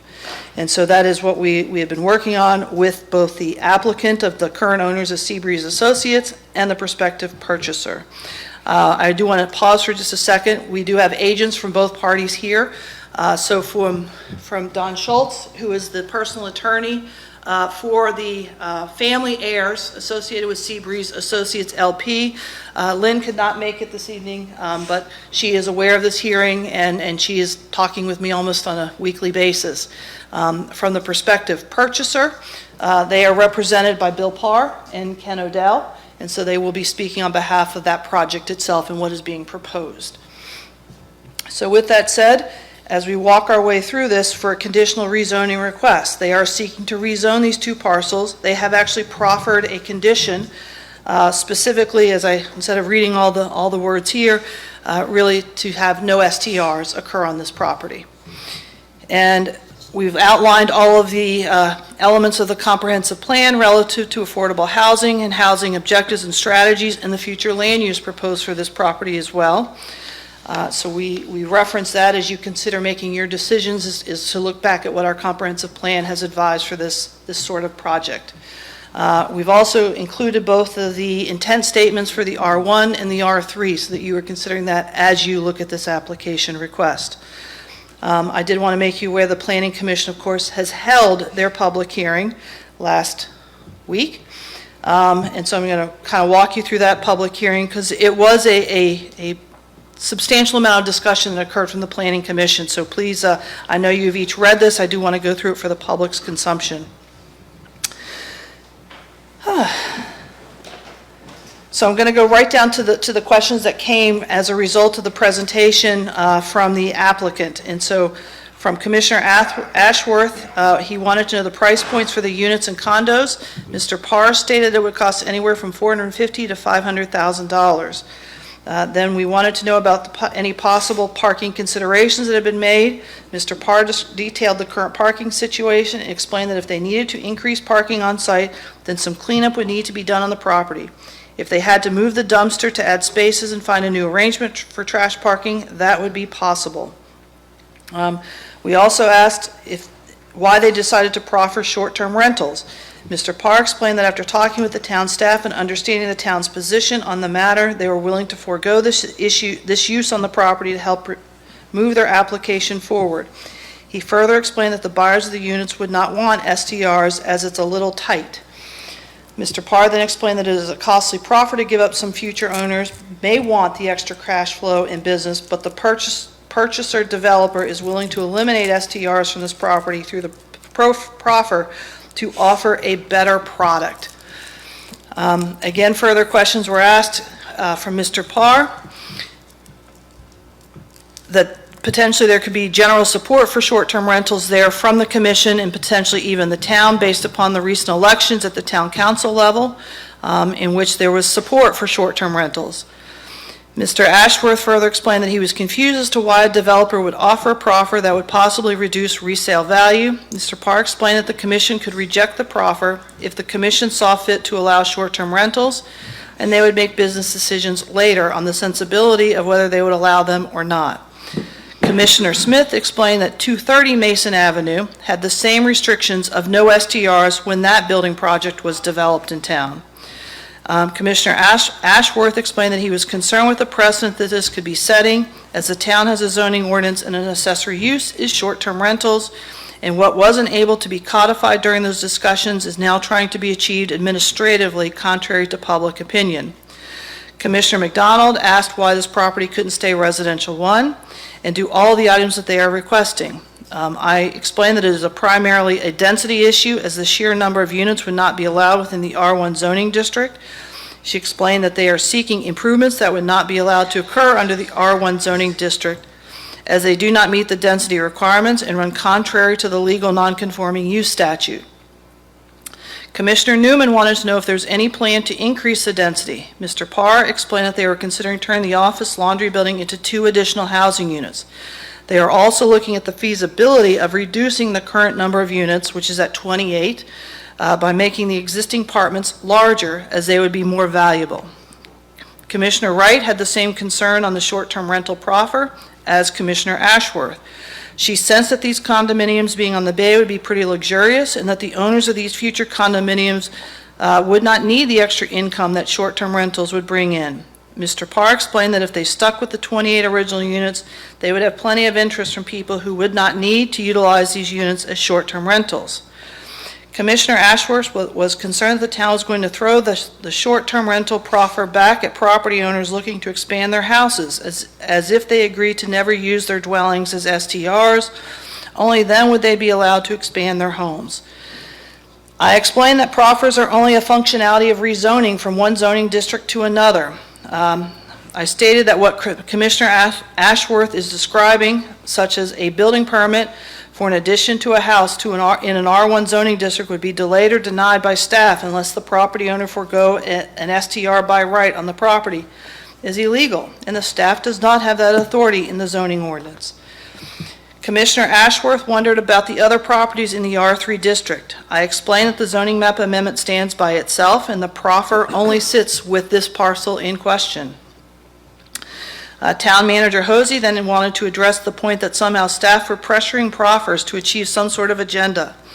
He explained that when a developer comes to the town, it is the town's job to try to make it happen, not knowing how things are going to play out because of how new the STR ordinance is. It is simply providing them an option to move forward. If the commission was not favorable to the proffer, then they can reject it. He mentioned that STRs generally have a greater requirement for parking, so if STRs were permitted at this location, then the odds are that parking would spill out onto Washington Avenue. And the town staff is simply trying to help the developer accomplish their goal, not trying to push any sort of agenda. Commissioner Ashworth was simply building upon Ms. Nunez's comments and the developer's comments. Commissioner Smith stated the developer was trying to appeal to the market, as when she purchased her unit, one of the items that made it attractive was the inability to have STRs in such tight living quarters. Seeing as there are no more public comments from the Planning Commission, Chairman Stram opened the public comment portion of the hearing. So again, you have actually heard from every single one of these individuals at tonight's public hearing as well, but we have provided you all of their comments in this packet as well. Mr. Parr was granted time to rebut the comments, and again, I've outlined all of his comments there as part of this report, and again, he will have an opportunity this evening as well to address you and provide any sort of information you need on his application. Question was asked whether this property was within the historic district. It is not within the historic district. I did note that it does need to adhere to other development regulations we do have in our zoning ordinance, which are contained in Article 4. Commissioner Wright wanted to know if changes are going to be made, would they have to come back before the Planning Commission? I did explain it would not come back before the Planning Commission. Site plan review is a functionality of your staff who handles that for you. I did talk about, because a question was raised, with the impact of the Chesapeake Bay Act onto this property. I did explain that the bulk of this property does not fall within the 100-foot resource protection area of the Bay Act. There is a component of the north side of those two buildings where, yes, the Chesapeake Bay Act RPA will fall on that property. I don't know exactly where. We won't know until we get that surveyed by the owner of the property. Commissioner McDonald wanted to know for clarification purposes if 207 or 209, which are again the two northern buildings, would not meet the rear setback requirement as of today. I explained that from an RPA standpoint, again, I don't exactly know where that's going to hit on those buildings, but I think it will hit somewhere on the back side of those buildings. But in terms of those structures having to meet setbacks, no, they are existing structures and they can remain exactly where they are. If they choose to demolish those structures, then anything new coming in would have to comply. Just wanted to make that clear for everybody. They would have to meet our setback requirements. And then there was a question raised about converting those apartments over to condominiums, or if they would need to stay as apartments. Again, just so everybody knows, condominiums are just a simple form of ownership under the Code of Virginia, and so we cannot distinguish or discriminate against them from apartments to homes to condominiums. They are all types of home ownership. From the Planning Commission recommendation, again, there was some additional discussion. Commissioner Newman stated he was sympathetic whenever people who are stakeholders in Cape Charles come to meetings and express their feelings and emotions about things of this nature. He feels conflicted about the comments that were submitted, as they were contradictory in some ways. It is hard for him to place the evil hat on developers when they want to come in and approve things. It is hard for him to think that this is a bad improvement for the town. Finally, he hopes no one blames the town, as they are not the owners of the property. Commissioner McDonald's concern with the property was that the two of the buildings did not meet the setback requirements and did not meet the Chesapeake Bay setback requirements. They can still make upgrades even if they stay zoned as R1. Rezoning this does make it easier for them to make upgrades, which seems to be the problem. Commissioner Ashworth did have his concerns with not allowing STRs on this property, as it will limit dollars going into the town's economy, especially during the summer months. If those dollars go away, then we will not be able to enjoy those businesses. The motion was made by Commissioner Newman, seconded by Commissioner Wright, to recommend to the town to approve this conditional rezoning, ZMA 2025-01 of 201-209 Washington Avenue, the two tax parcels listed, from residential 1 to residential 3, with the proffers provided by the applicant, and the vote was unanimously approved. Any questions for me? Just real quick before we open the questions, when you had the first building that hit its limit, I think you said 24, but it was actually February of 25, correct? Correct, I'm sorry. Okay, no Yes, problem. it is a whole new year, isn't it? That's Yes, okay. thank Just you. wanted to make sure the minutes were correct. Yes. And as I said, we have representation from the applicants to speak and represent their application to you. Can I ask a question that might be better answered? I just need clarification here. Mr. Parr stated that it would cost anywhere from $450,000 to $500,000. Are you talking about that as the sale price point for any build there, or how much it's going to cost to do some of the development? Come on, Bill, to the mic. Those are a rough estimate of sale prices. Sale price, okay. Thank you. Mr. Mayor? So I was going to say, can we... A couple more questions for Katie. Sorry, Bill. I've heard in the comments, the comp plan is not being followed. When I look at the comp plan and the future land use map, I find that R3 fits into this residential category that we have on a future land. Yes. So can we be real clear that this does meet the future land use map as outlined in our comp plan? That's correct. It is still consistent with your future land use map and your comprehensive plan. The question I have on setbacks, if this were to go to R3, would I have a non-conforming situation with regards to setbacks on the existing footprint? I won't say non-conforming, they're existing structures. And so it's not like you can actually lift the structures and require them to I move. understand, but Yes. I'm not going to meet Yes. what my R3 requirements would You're, be. you're if it you're was a correct. new- You're correct. Okay. As long as, same as they don't meet them in R1. So is it considered non-conforming or variance if we accept this R3? If there's going to be any expansions of those buildings, from a width perspective, not necessarily from a height perspective, but from a width perspective, then yes, they would have to seek variances for those. Okay? Yes. Okay. Can you give us some examples of what they can do now, provided that they make the required improvements, and Sure. what they can't do Sure. without being rezoned to R3? If they stay as R1 zoning, under the legal nonconforming statute, the 4 buildings can stay exactly as is. They can do internal renovations and reduce the number of units internally, no problem, no issues, nothing. In terms of trying to add, say, the apartment, the laundry room, and add 2 units over there, which I know is one of their considerations, that cannot happen under R1 zoning. So that's an enlargement? Yes, and it cannot happen. But what if they left it exactly the way it is and put in 28, what is it, 28 units? There's, They're already well, there. that's what's there. There's 28 units Okay, you now, said but not in expanding the, it to less. not into, well, hang on, not into the office laundry room, which is where they want to add 2, potentially 2 new units there. And that would not be allowed under the legal nonconforming statute. So they could reduce the number of apartments, because that would reduce the nonconforming statute on the property. So if they brought it down from 28 to, say, 20, yes, that's fine with me. Again, as long as they're not changing any exterior walls or footprints, they can do that under the legal nonconforming statute. But that doesn't Including help going them to taller? build 2 more units. That's But- correct, it yeah. does not. It doesn't mean like they get to bank those somewhere else. Right. They just go away permanently. And what about getting taller? Again, they can go up to the height that's allowed in the R1, which is 40 feet. Okay. And when you say not change the exterior, you don't mean cosmetic changes, right? You mean... Well, some of them are cosmetic, but some of them would not be allowed. They, some of the things that, and they can speak further to it, they've talked about some overhangs for the front porch or the back porch if they add exterior doors to get out to the rear of their property. Those would not be allowed. They could not happen under the legal nonconforming statute.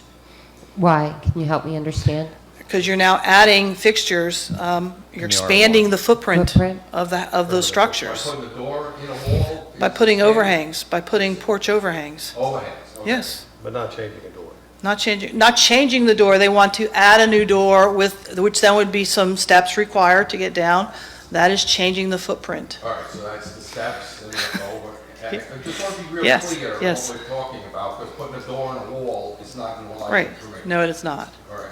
So just, I guess, bear in mind with this one, Bill, you know what happened, Harbor. Clay, you remember Harbor behind Chris's house? Those were townhouses on Harbor Avenue before that. What they ended up doing is they kept it the same footprint because they were right on the property line. So they had to, basically they took them down but left the exterior stud walls up To keep the footprint. to keep the footprint and then basically rebuilt it from there. So is that a possibility for them to do it now? Because this is back 2007, I think, 6, 7, when they did that. So those are terrible looking, but anyway. I don't know that particular example, so I don't know how that got approved in that fashion. Yeah, I I know. really don't. Yeah. But A lot is of that- stuff- but is A lot of that stuff what went wonky, but can they can't do that. per There's a se. difference, again, on that, because I don't know all the particulars of that property. This one is different, because your density is the biggest issue here, is you got 1.4 something acres there, and you got 28 residential units there. That's not an allowable density in R1 today, Right. or has been since 1990, what year did we adopt zoning? 92, when we adopted zoning. So, no, I would not, as your zoning administrator, say that's within the spirit of this law, of bringing it down to the studs and only leaving, the concrete pad and then putting something back. Oh, they were doing No, they were doing every third. stud. that's not the intent of this statute. All right, good. No. But wait, Good. I don't understand. If they remain legal non-conforming, that is the way they could do it, correct? No, they can't take it down, though. They No, can't, no, they no, no, can't no. take it down to the I'm studs not the saying- way it was just described, no.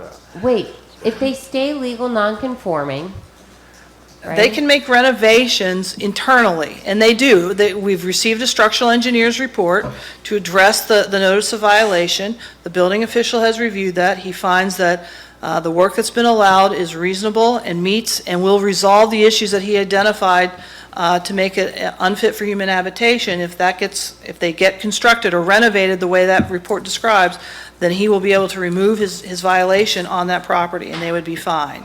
And it would just stay aesthetically the way it looks right now. Okay, so these are the options. Would be either way. It remains legal non-conforming in R1, or we convert it to R3. Are those the two options? There's no other option to say it stays R1, but the legal non-conforming goes away. No, it stays. They could do that. It stays. It stays until those various clocks run their lifespan, And yes. then theoretically, if those various clocks run through their lifespan, so if, and this is a little hypothetical, new purchaser could sit on it until those various clocks run through, and then it would become R1, and then... It's always R1, sorry. Sorry. It's always R1. I'm using legal non-conforming as the adjective. It would no longer be adjective, legal non-conforming R1. It would simply be R1. Is that correct? If those Still- clocks no, go no. down? No, The no, buildings it's, are still there. it's It's always supposed to be- R1. It's just the current buildings and the uses that those buildings were being employed with are considered legal non-conforming Yes. uses. Yes. Yes. You're right, you're right. Yeah. Thank you. I understand what you're saying. I didn't What- understand that. What Tarek is saying is that if these clocks run out, and they don't address the issues, the legal non-conforming use expires. And Expires. it just becomes a standard R1 lot. R1. It doesn't mean those buildings Yes. immediately come down. Thank you. But it does not mean that the buildings come down. No, Did you say it yes. doesn't mean the buildings come down? No, because, They don't again, have to. the property owner, who is represented, I'm going Yeah, to you can. point to Don if he wants to speak or not. Well, we're gonna make a motion before we have anybody come up. So it will be, again, we're still trying to hear from the applicants, because we're still in that process. The structure would still be, it's. So hang You're not on. gonna have to tear Hang it on. down. So say this fails tonight, and it does not get a rezoning. This proposed purchaser could withdraw their offer to purchase this property and walk away. And so then we're still left with the original property owners. I'm pointing to this side, which is Mr. Schultz representing on behalf of his clients. They would then have to make a decision if they can find another buyer who could still live within these constraints and the calendars that still exist on the property today, or if those calendars should expire, because one will expire in August. I think I said August. Thank you. What is it? Is it July? Whatever the 6 months was from when they requested in February. If those renovations do not occur on those two buildings that we deemed unfit for human habitation, then that legal non-conforming use on those two properties, those two buildings would go away. The other two buildings have another year to go. They go till July of '26 before they exhaust that designation. And that would then be a call of the property owner if they can find a buyer, or they just may sit on it and leave everything as is and do absolutely nothing. Or move a person into the two buildings. That's correct. or two- And try and keep the use alive and start a new clock running. Yes. So I'm just being realistic. There's always a chance that the current property owner, if he's unsuccessful in finding a redevelopment for this through someone else, because clearly it's not the intent of the family to redevelop it themselves, they can just stay boarded up buildings.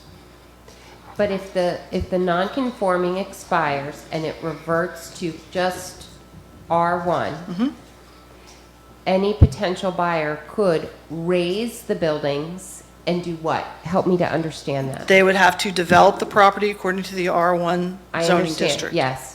And what does that mean? Because that's been part of the conversation and some of the pushback from residents. So I want to understand what that would mean if it converted to R1 with that particular piece of property? So again, as we started this earlier, there's any number of ways it could be developed. You're right, it could just be one single house.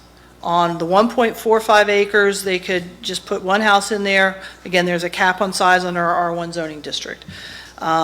They could try and maximize the development density allowances in the R1, but it would require that they have road frontage of 40 feet onto Washington Avenue. So it would be carving that up, coming forward with a subdivision plan. That's if they take the buildings down. Yes. That's if. They don't have to. They're just going to be non-conforming structures in an R1. It can no longer, if the legal non-conforming use dies, The buildings will eventually come down. if the legal non-conforming use dies, they can't be apartments any longer. You can't have that level of density on that property if the legal non-conforming use But dies. they can then leave these buildings sitting there then. Yes, But they Paul can't said use if they it. move somebody in there, all of a Yes. sudden that clock starts over. that's correct. Yeah. That's correct.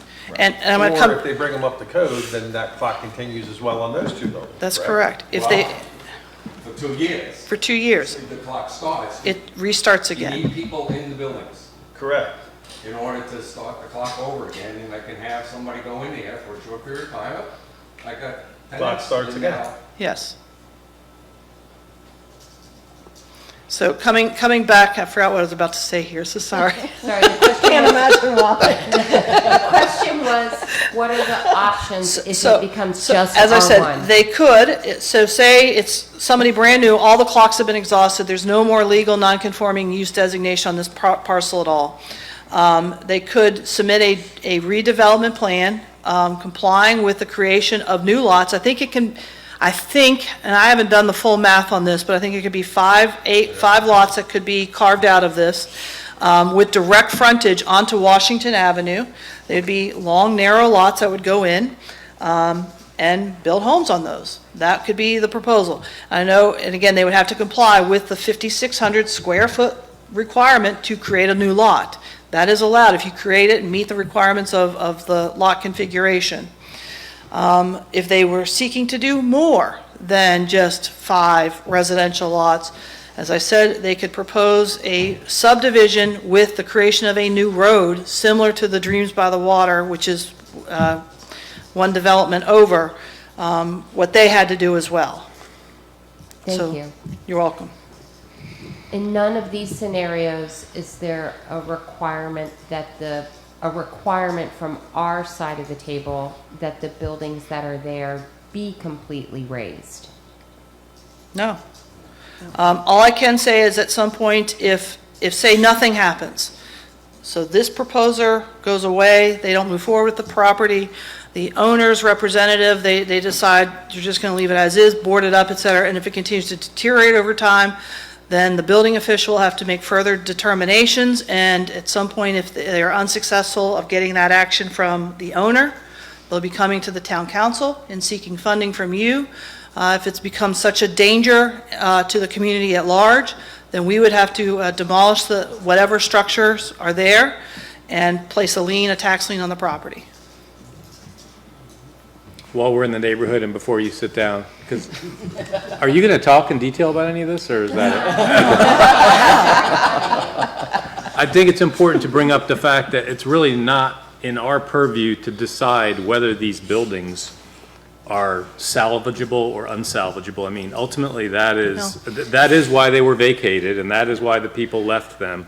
But it's up to a structural engineer to go in there and stamp and say, this is now okay, and whether or not the prospective buyer wants to pay the money to effect those repairs. But for us to be making a decision based on, well, it's too late, it's gotten too far, you can't fix it, is really not something we're in charge of. I would like just to elaborate on that just a little bit further, because in the notice of violation issued by our building official, he required a structural engineer's report, which has been provided to him as part of this request for an extension of compliance and performance of the notice of violation correction. And he has reviewed that structural engineer's report, found it sufficient, and assuming that a building permit is obtained to implement that renovation work, then this building will again be declared good from his perspective, from a building perspective, to be fit for habitation again. So he has done that analysis. It was not something that was presented just at the Planning Commission meeting. I think through Mr. Parr, they provided a copy to a member of the Planning Commission, but that is something that has been provided to the town several months ago and reviewed by our building official and addressed already. My last point, I knew I had one more. I know this has come up that the building is just not fit for renovation or salvageable at all. If that was the standard we took, this town would not have any of its structures. Sorry. Granted, I did not come to Northampton County until 2005, but even then, this town was still a little wonky looking, a little unsecure in some locations and structures. A great deal of investment has been made. I'm not saying that every building can be saved through money, but you'd be surprised how it can be. So I'm not going to sit there and say that these buildings are not salvageable. They may not be the most attractive from an exterior perspective at this point in time. And I think if we provide the opportunity to this prospective purchaser, he can elaborate what some of that vision is that they are trying to bring to this property. Thank you so much, Katie. Sure. Am I done? All right. Would you like Can to I hear get a from the? motion? Yes. Sure. Well, actually, we'll bring them up when we have discussion. If everybody's okay Sorry. with that. I'm not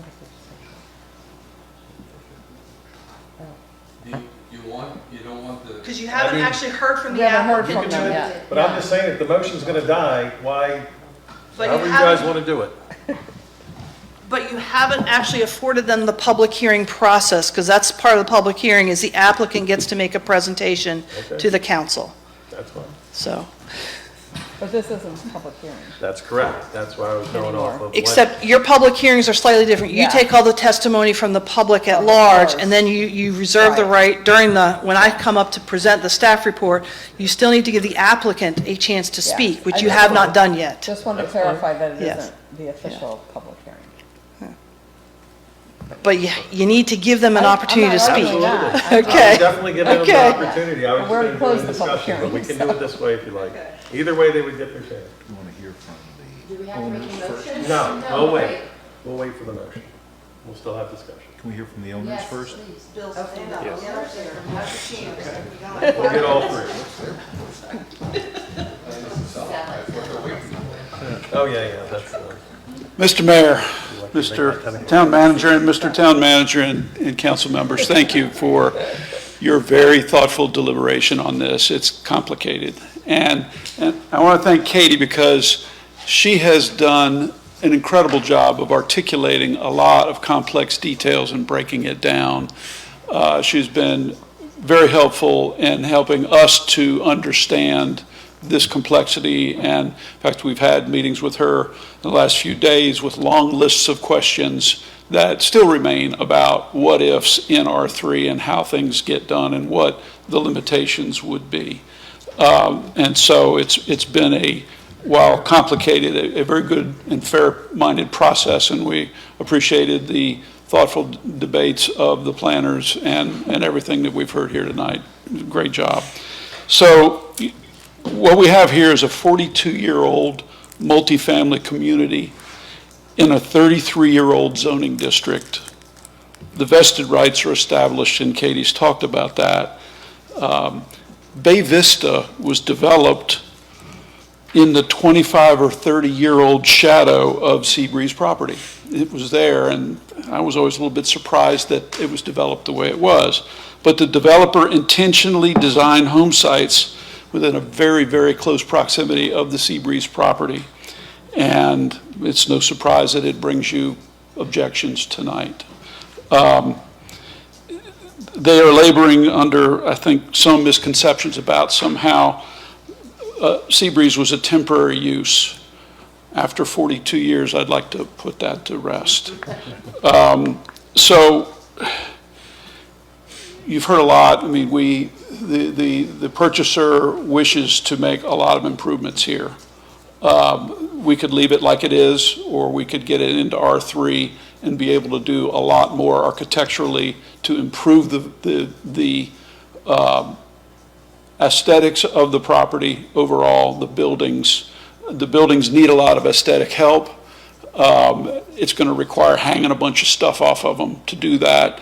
What stuff, we don't know yet, but we know you got to hang stuff off of it. You got to break those boxy lines and do things that will add value to the day-to-day living in the units, like porch roof overhangs and things like that.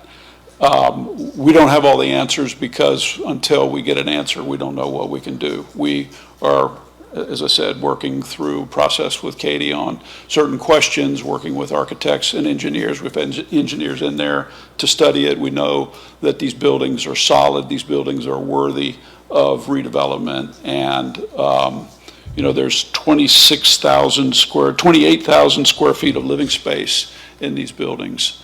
And we think that they can be turned into something far more attractive and appealing, and given the opportunity to make changes and additions, it can go even further. If we don't get an approval from on this request, then those plans will be pared down to bare minimums. The units will all be still rebuilt on the interiors, and their values will be limited. The tax base of this community will be limited permanently. And so that's kind of what you're facing. The buildings are not going to be abandoned. They're not going to go into not being used. Either way, the new owner will be taking possession of the buildings in another week or so, with or without the zoning change. It's just what they're able to do with it at that time is what we're debating. And I'm glad to answer any questions that you may have. I guess just for me, just for the record, and I heard Katie talk to it, proffers were unsolicited by the town. Yes, sir. Okay, so. I mean, they were part of a discussion. That's okay, but it's you who decided what I'm gonna proffer. Yes. And I'm not here to debate what you have there, but I just wanted to make sure there was no coercion or anything along those lines. No, sir. It's yours, and you're willing to stand behind it, and I'm not here to argue for each element of it. Thank you. And but you're correct. Nobody put a gun to our head and said you got to do this or you can't apply or you don't have a chance or whatever. We looked at it and we said, how can we add value? How can we be a good neighbor? The people that own the property on the beach, the Hainsworths that are spending all that money fixing up that shoreline, they're good friends of mine. They've been clients of my office for over 20 years. I sold them that site. I can't go there in good conscience and be a part of something that would be detrimental to them. And so it's a sort of a built-in obligation for me personally as someone who can influence this process to do the right thing. And so, from the Hainsworth perspective, what could I do to be a good neighbor? Well, I could stop STRs. What else can I do to compensate for the marketability? And that would be to put up a gate to secure the property with a nice gate like Bay Creek has, to add quality features to the property. These units are not going to be super luxury. They'll be very well appointed like luxury places are, but they will be a little limited. The ceilings won't be as high as we would like, and there will be lots of other limitations imposed by the setbacks, by the R3, by the non-conforming nature, by the Bay Act. There'll be lots of stuff that in a perfect world we could do that would be really magnificent, but we probably won't be able to do it. But we'll be pushing to the edge of that to do as much as possible to enhance the aesthetics, to create a quality community that we can sell. And so we have envisioned this to be something that would be known as North Beach Residences. So one of the things I think we heard from some of the public was a concern about a back patio or things. So nothing would go into the setback that, there's already a setback there. And as you said, the houses are awfully close to that on the other side. Right. But you would not be intruding into that to add something that would potentially create an issue that way?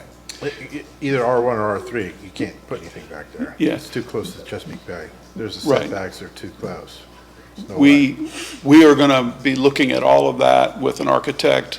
We've, Katie let us know that we need to get a Chesapeake Bay Act survey done, which has been engaged, and that's sort of job one, and then we'll do an overlay on the site plan, and the architect will be using that to see what that means, and if there are tools available to do things, then we'll begin to explore that. We're not there yet. I'm thinking particularly on the east side of the property. There's a current fence Yeah. on the Bay Vista property, between these two properties. Yeah, they put that up. I think they'll do. And it would be certainly beneficial to the units to have back doors, because it's, a modern convenience to have a back door. We don't know how that might work. But that would have to be granted through a variance, or zoning review, or staff, and then, or zoning feels it's not. So one of the buildings may meet setbacks for back stoops. The first building on the right when you go in, because it's further from the Bay Vista line. The second one probably would be that case, and then the ones on the water would be limited by Bay Act issues. And so we'll have to look at that and work through it. We've got things that are going to be back there. There are heat pumps behind the building and a lot of utilities behind the building. And so one of the things we'll be doing is building racks for the heat pumps so that they're stacked and they're off the ground. And they'll look a little nicer and they'll take up less space. But so we'll be doing stuff back there that has to be done. And in fact, our power transformers are back there. The power transformers, I was out there today looking at them. The power transformers are on the water side of the building, right on top of the property line. And so there's two of them, one for each of those two buildings back there. So there's stuff going on back there. And we'll just have to work through a process with what the needs are and what how it'll work once we've got the architecturals and the surveys done. Bill, did you say that your purchaser's going to purchase the property is soon? I mean, Yes, no matter next week. no matter the outcome of this. Yes. So what's the plan B? Plan B is leave it like it is. It won't be pretty. And, it'll probably get okay, let's get this knocked out, and you'll be stuck with it. And not be able to convert the building 201 to Yeah, it'll be whatever. We'll have to work through a process on that. Might just be wasted, who knows? But what can be done with it now to create new tax base and to create value can also help fuel quality for the rest of the project. Now, meaning if it turns to R3? Yes. But if it stays, their plan B is to just kind of do a basic, We're going to go sit in Katie's office and cry alligator tears over what we can do with that building. Okay. If we fail to get R3. but your plan B loosely is to just leave it as is and get it up to habitable, Yeah, get essentially. it, make it nice, figure out how the numbers work. The units need to be on the interior of the building. We would rip out the sheetrock, rip out the HVAC, all the plumbing. It'll get all new plumbing, all new HVAC, all new wiring, insulation, new windows. There'll be, some window changes that we can make that will be an improvement. So those things will happen. They'll get new front doors and anything, all the upgrades that can be made will be made, but it will be not very pretty. Right. So the value of the units will be limited by the lack of aesthetics because we weren't able to do anything, hang anything on the building to dress it up. Got it. And other amenities too, like a potential pool or. Yeah, Those types of things would not be able to be done if the R1 is kept in place, but with R3, they could make other amenities like that. Yeah, the original site plan for Seabreeze had a playground in the little area between the laundry building and the waterfront building, and the foundation of it is still there. It was like a big sandbox or something. And so that ends up being an area that we have calculated that would support a swimming pool and a little recreational area there around the pool. and still and still have meet the open space requirements and so forth, and setbacks in the R3. In the R1, I don't think we can do that, so that'll just be there. And what about parking ratio if it goes to R3?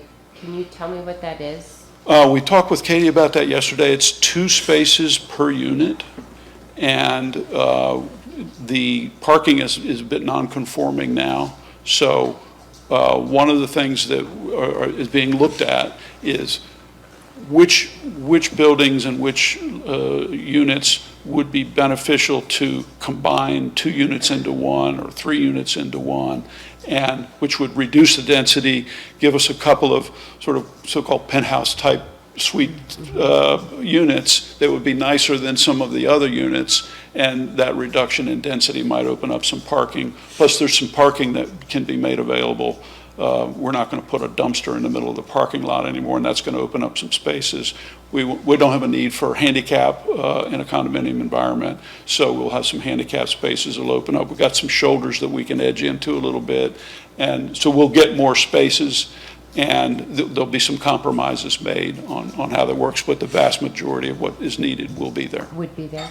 Thank you. So let's just continue on parking. I have certain requirements in R3.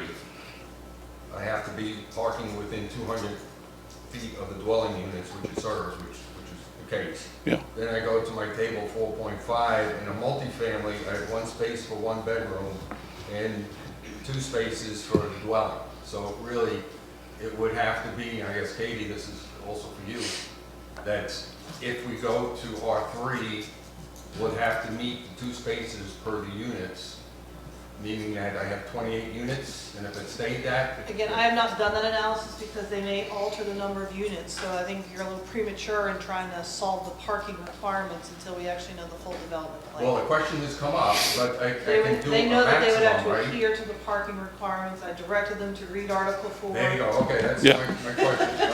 All right. And we're still trying to figure it out. How many spots are there now? Excuse me? How many spots are there now, do you know? 40, I think 48, and then we can add to it because of the handicap and the dumpster side, and some of the shoulders aren't included in that. I have significant concern over the gate and the fenced-in feel of that. It is not the historic district, but it is adjacent to. And I think the reason the homes like Bay Villa and Dreams by the Bay fit in is that they look still like they're flowing into the historic district. The gate feels really elitist to me, and it feels against what we are in that area. I just don't like it. I don't know how else to say it. I don't know if there's anything zoning wise or how that fits into anything. I just felt like I needed to say it. I don't think that across the street from the historic district, that's a look that we need, or is it necessary? Right up the Bay Creek. I think that in the... That goes down the other line. It's not, the other houses do not. I just don't, I don't think that's necessary. I think the question probably ends up getting answered in a few years when the town is really maxed out and people are scrambling to find parking spaces, and they're parking in places where they're not supposed to, and that's right at the beach. Right, but you have Strawberry Street Station, they're open parking lots. They Right. manage those very, very well, and I think another unit does the same thing. I mean, But how do you keep people from just going into... Like condos in town, The they can't condos park are- in there. It's the same way. You manage it the same way they do. But who keeps the cars from going in there? I have no idea, but they Just put up manage the it well. signs for tow away, whether they ever get towed away or not, that's Yeah. gonna be up to the Right. private Well, owner. it's an idea at this point, and what we're trying to do is add value. If it doesn't add value, we won't be doing it. Is that even in the ordinance anywhere, gates? I can't say I've gone looking for it. I don't recall it off the top of my head. We talk about fences, and we Yeah. talk about walls, so I'd have to kind of read between the lines there. Because it is, I mean, he's calling it a gate, but it's really going to be a fenced-in area. Definitely, he can have the fence around the side. I think what Bill may be referring to is putting a gate across the parking lot entrance and how. But the whole An property will be entrance, fenced and in. well, the whole property is going to be fenced in anyway, because the Hainsworths are putting a fence on Right. our west side. Bay Vista already has a It has complete one, fence but on there's their not one side. that's an entrance. So it would just be the front, and there will be some, That's the even one if there's across not a the gate, front. there will probably be some fencing. Fencing down the sides, no problem. It's the gated entrance that's just not who we are.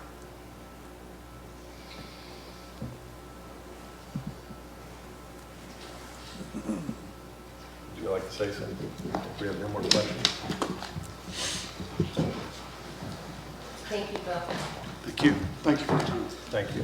Mr. Mayor, members of council, and managers. I'm Don Schultz. I am with the law firm of Crenshaw, Ware, and Martin in Norfolk, and I represent Seabreeze Associates.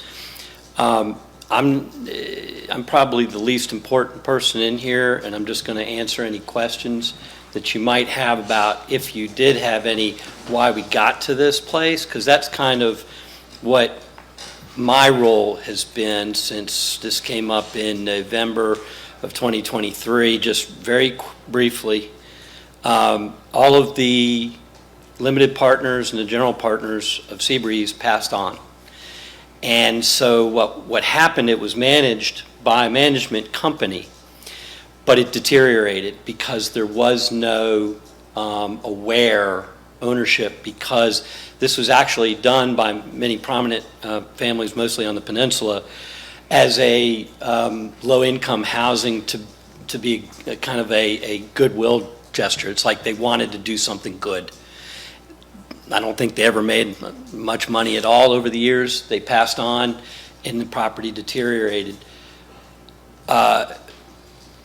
What my main job has been for the last year and a half has been keeping the USDA from foreclosing, because USDA holds the trusts on these properties. And I think Mr. Parr's client is to be commended for not only coming in, but also for committing. They're committed, as you can tell, to the success of this property. There is no question about that. There are good faith arguments about how that should be accomplished, and those have been aired before you today, and everybody's coming at this in good faith. But the purchaser has told you tonight they're going forward regardless. They have stopped these clocks. They are making this property into something that's much better than it has been in a while. My client's interest, my client is going to sell this property. They're not going to, I mean, we're like razor thin margin, because the USDA has been very helpful. I've been keeping them at bay. They relocated the tenants, and they've been taking care of utilities, make sure it doesn't deteriorate further. And so all of this has worked out well, so I would think the purchaser is entitled to some real solid consideration by this council about what it wants to do, because otherwise, if they hadn't come along and been so aggressive, the property's in default. We're not paying on the mortgage. We haven't paid on the mortgage in probably a year. Matter of fact, they're coming out of pocket. USDA is coming out of pocket every single month to pay insurance, to move the tenants. It's incredible. And they add it to the tab of the deed of trust. So every week we go by, the margin gets thinner. We're about, right now, we're about even. I suspect that my client will just about break even. They might have to come a little bit out of pocket to make this work, because we're going to pay the trust in full from the sale proceeds. So I hope that is helpful to give a little context about why we're all here and what this purchaser has done to make this happen. They are the good guys, because my client was at the point where, well, if we can't get this sold to a capable purchaser, USDA is just going to foreclose.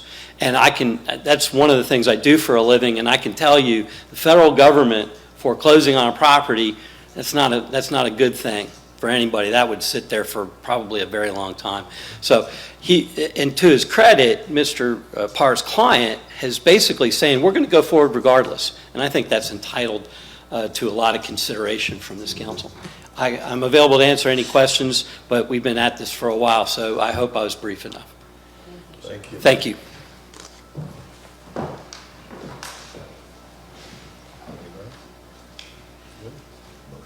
All right, I'm going to make a motion, Mr. Mayor, to at least get it on the table. I'll make a motion that we approve ordinance 2025-0417B to amend the Cape Charles zoning map by conditionally rezoning the two properties that are Seabreeze from an R1 to an R3, and to accept the proffer statement presented by the applicant. Is there a second? Second. Okay. Some discussion. All right, now we're in discussion. Anybody else? Any more questions? Any more comments?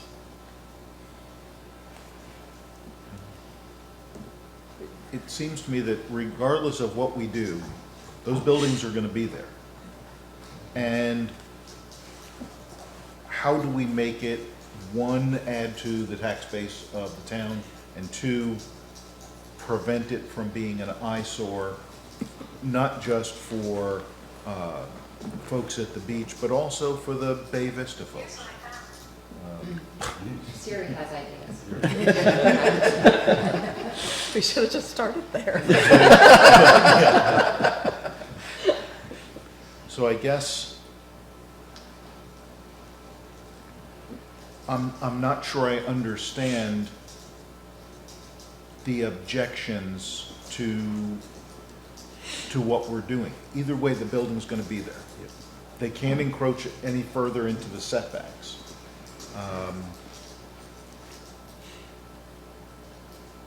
So I'm not sure where I'm going right now, but it's, I don't understand why we wouldn't do this.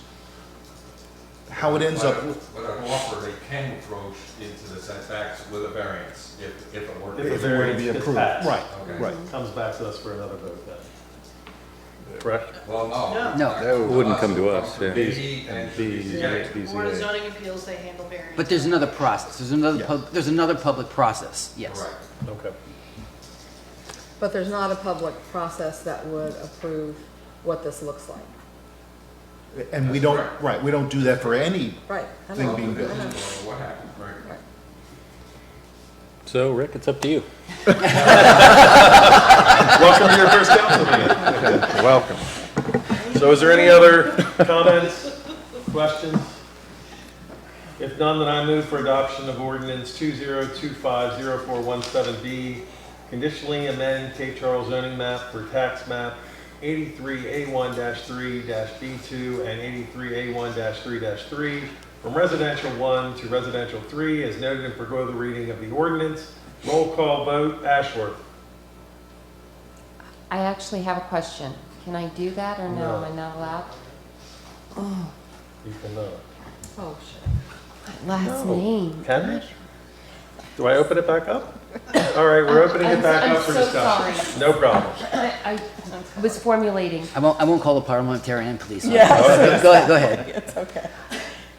If you are able to say, because you brought up the purchaser, is the purchaser local to the shore? How involved are they with the town of Cape Charles? Yes, Mr. Police. Absolutely.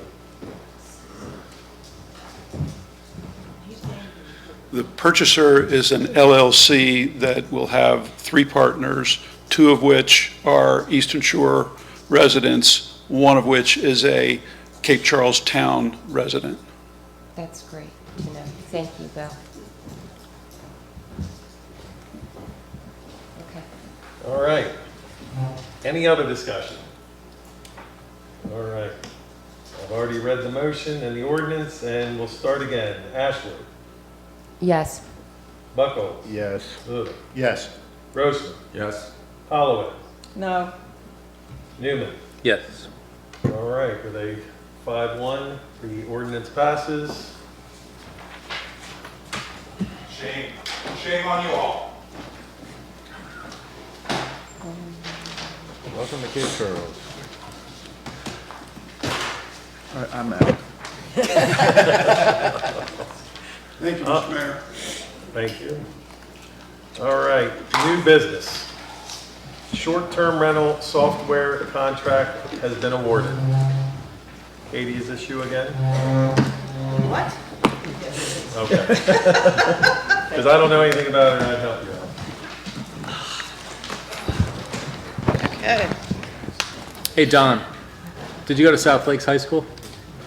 Okay. That's That's where I remember you from. Before you walked out the door, I had to I ask had a lot more hair back then. Didn't we all? Like a new- you. You used to run pretty fast too, I remember. Yeah, that's the case. Sorry. See y'all. See you later. Thanks for coming. Thanks for saying that, Clay. He's good at that. Back to the regular programming. Yes. In February 25 of this year, the town issued a request for proposals from qualified firms to provide software assisting the town with the management of our short-term rental program. And again, that is the rental of residential property for lodging purposes for a term of less than 30 days. And this would be for all the STRs operating in our corporate limits of Cape Charles, not anywhere else in the unincorporated limits of Northampton County. Said services would include the electronic submission and payment of all associated fees and the monitoring, registration, compliance, oversight, and enforcement of short-term vacation rentals. Bids were opened on March 7th. We received 6 bids, and I've provided you that list.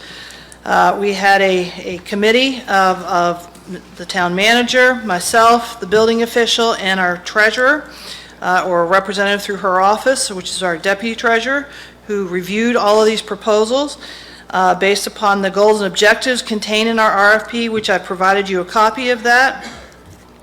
We then brought that list of 6 down to 3 that we wanted to have further review and demonstration of the product, not just to the team, but also down to the support staff who would actually be working in the software. So we scheduled that.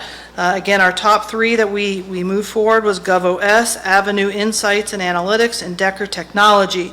And they did give us demos of their product. And that was made up, as I mentioned, that team, as well as all the support staff that would work on this software moving forward. And that includes the code of Connie, the new guy, Adam, in my office, Tracy, and Jack, and in the treasurer's office, it would be all of their staff, which includes Adrian, Marion, Michelle, Jerry, and downstairs, Ryan, sorry, including Jeb. I forgot Jeb. So all of us would have to have a hand in this. So we wanted them to know what the software can do, would look like, how it would function, everything from what the public would see to how the staff would move things through the system, how we would get notified of issues, how the public at large would be able to register complaints, be able to monitor or check where are the STRs in this town. It would be mapped on a GIS system. We walked through those whole demos, and after that process, our group came forward and we recommended that Decker Technologies was the firm that we are recommending to the council this evening.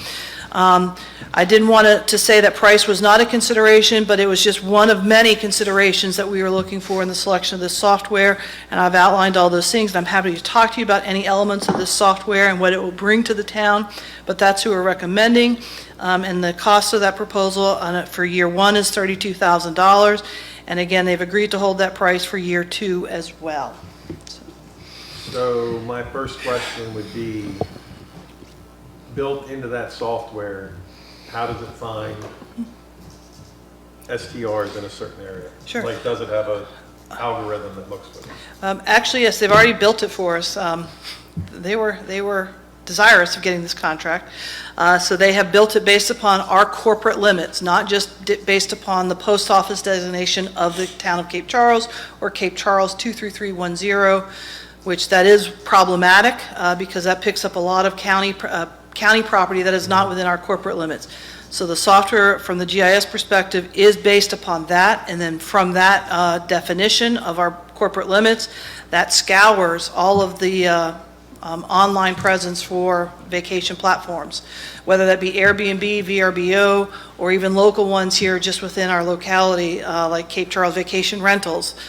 So yes, they scour close to about 80, maybe it's 90 websites that they are running through on a daily basis to verify, do they have an STR? What are the parameters of that STR? Meaning, when are they renting it for? What are the prices they're renting it for? What are the descriptions they've included? All of that is included in what they're scouring and preserving as part of the record for us, and verifying that against our ordinance, which we've provided already. Our ordinance is part of the RFP. So they know that our ordinance is based upon an occupancy, based upon a bedroom definition. So they're aware of those requirements and have factored that into that. That's how we will have to be building our software, and that's what we'll be monitoring and checking for compliance for, and flagging those that may advertise outside of those parameters of what we have allowed under our ordinance. And they will be able to pull reports from that? Of Yes.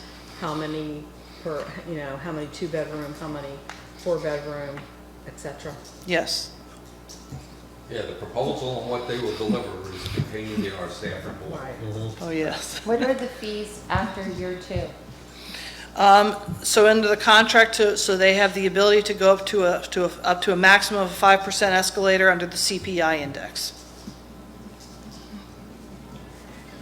One of the questions I had going through what they would be doing for us is issuance of violation letters. Yes. Now, the question I have is that without staff support? Because I'm not looking for this company, they can draft it, but it should be coming through staff rather than... It will. So part of this is we will build template letter forms, both for everything from it's time to renew kind of letters that go out and what that says. So yes, they have templates they're going to propose to us. We're going to tweak it to what the town exactly wants each of these correspondents to say initially. And then yes, there will be compliance letters. So if some call comes in, so it could be as simple as saying, we received a complaint through the 24/7 hotline of, I can't even think of a complaint right now. Noise. Thank you, noise. Well, that may be a little tricky, not tricky, but it would actually be under a path set that we would outline with them. If it's a noise complaint, it's going to get redirected immediately to the police department. And so that will be an email ticket that goes to them, as well as then a notification goes out to the listed manager, 24/7 manager of the property, with a CC to the underlying property owner of the property. Yeah, so that's my Yes. concern, is the town staff in the middle of that or a recipient of what they issue? They're being the recipient of the complaint coming in, and so if it's a noise complaint, that one's very particular. That's directing it to the police department, who is the investigating agency assigned from this town, to go investigate that complaint and determine, is there a problem and how will that problem get resolved? Let's use occupancy. But, because I've talked to them very, very specifically about this one in particular, there's also a stipulation to the 24/7 on-site property manager, or property manager who has to respond within a certain amount of time. So when a complaint gets issued, it goes to that property manager, so not just to the investigating agency within the town, but to the property manager first. They have to respond within a certain amount of time under your ordinance. And if they fail to do so, that is a violation, not just the noise violation, but now a violation of being non-responsive as the 24/7 property manager. What I don't like is, I don't want somebody to be deported to a prison somewhere in another country. I mean, because there is no due process in this. So a letter of a... It's not a violation letter. It's a notice that a complaint has been received. Please. Okay. A letter is going to be going out from the town saying that there is a problem, when it'd be fine if it went to someone that we're paying, $60,000 a year to investigate, and if they find that this is accurate, then the letter goes out. I don't like the robo piece of this. I think that's wrong. That sends a wrong message, because after it's this kind of thing, what's the next thing that we're going to be sending letters out to people? You're in violation because we don't like this other thing. So I have a real objection to that workflow path. Well, then, again, that's something that we can alter with our company, with the vendor we're selecting. Yeah, so that's all I Yes. was offering is... It's just our path of how we respond to any complaints that come in. And when I say complaint, as the town manager can attest, people complain, it doesn't mean that's a violation. Right, the way though that this was worded, it did make it seem as though any time a complaint came in, it was automatically going to generate violation notice. Right. That is how it read. Now, I realize that's not your intent, but I'm not surprised that there's some pushback here, because that is how it read. Well, but it's not just even if it isn't a violation letter, a human being in our town should look at the complaint and say, is this worth sending something out to someone? I just Right. don't think it's a And good that's why we idea. have the staff that we Right. brought in. I think we're a town of 1,200 people. We should not be. I do want to be Something reasonable comes so you from- understand, their staff does not work 24/7. No. It's a call center then for you, is what Right, it's a call operating center, as. yes. Uh, But the my- weather shouldn't be generous. Yes. Go ahead. So, now that we've had the business license date pass, how are we tracking this year for how many short-term, how many people applied for those business We're licenses? kind of getting off the No subject way, of this, software. absolutely, this is totally relevant to me. Right. We're about to spend $64,000 in 2 years on software. I want to make sure that we've actually got the short-term homes that support it. We have the data for you. Thank you. What's the question again? You're here all night, literally. God. Okay, so in 2024, just so you guys understand, from Bay Creek, we licensed 108 STRs, in the Historic District 222, which brings us to a total of 330 for the town as a whole. So far as we... 108. 108 for Bay Creek, 222 Historic, total of 330. So far, and again, there's a huge caveat on this because the deadline was April 15th. So there is a massive stack of applications that were filed right on that last day, and they are still being processed, so I've not captured that number at all. So this is where we were through roughly Friday before. I'm going to put it there. We had 74 STR applications from Bay Creek that came in, 185 from the Historic District. That puts me at 259. And as I said, we know that number is going to grow because a lot came in by April 15th. The last piece I'm going to throw into here, because the inspection piece is the other significant increase that we knew was coming this year because all the Bay Creek properties were being picked up this time. Of that 225 number to date that I just gave you, inspections so far in Bay Creek, they've completed 41 inspections out of the 74 properties that have come in so far.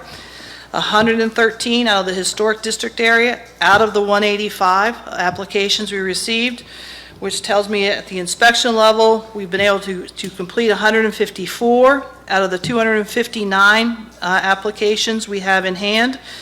So we knew Jeb was going to run a little bit behind. We're still substantially behind. He's got work to do for himself at this point.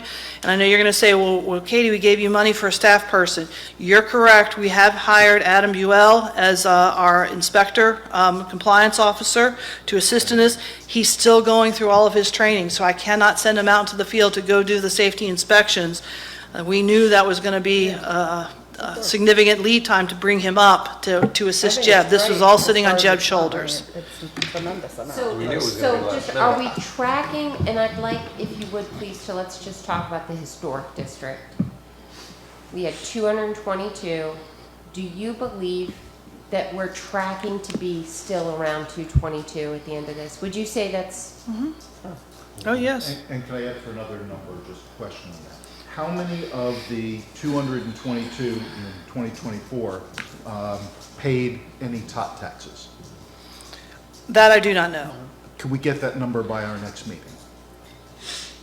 Because let me just make sure I understand your question, Ken. Is it because your concern is that there may have been some who had the license but never actualized it, never Exactly. actually brought someone in? And I believe it's not just some, I believe it's a good number.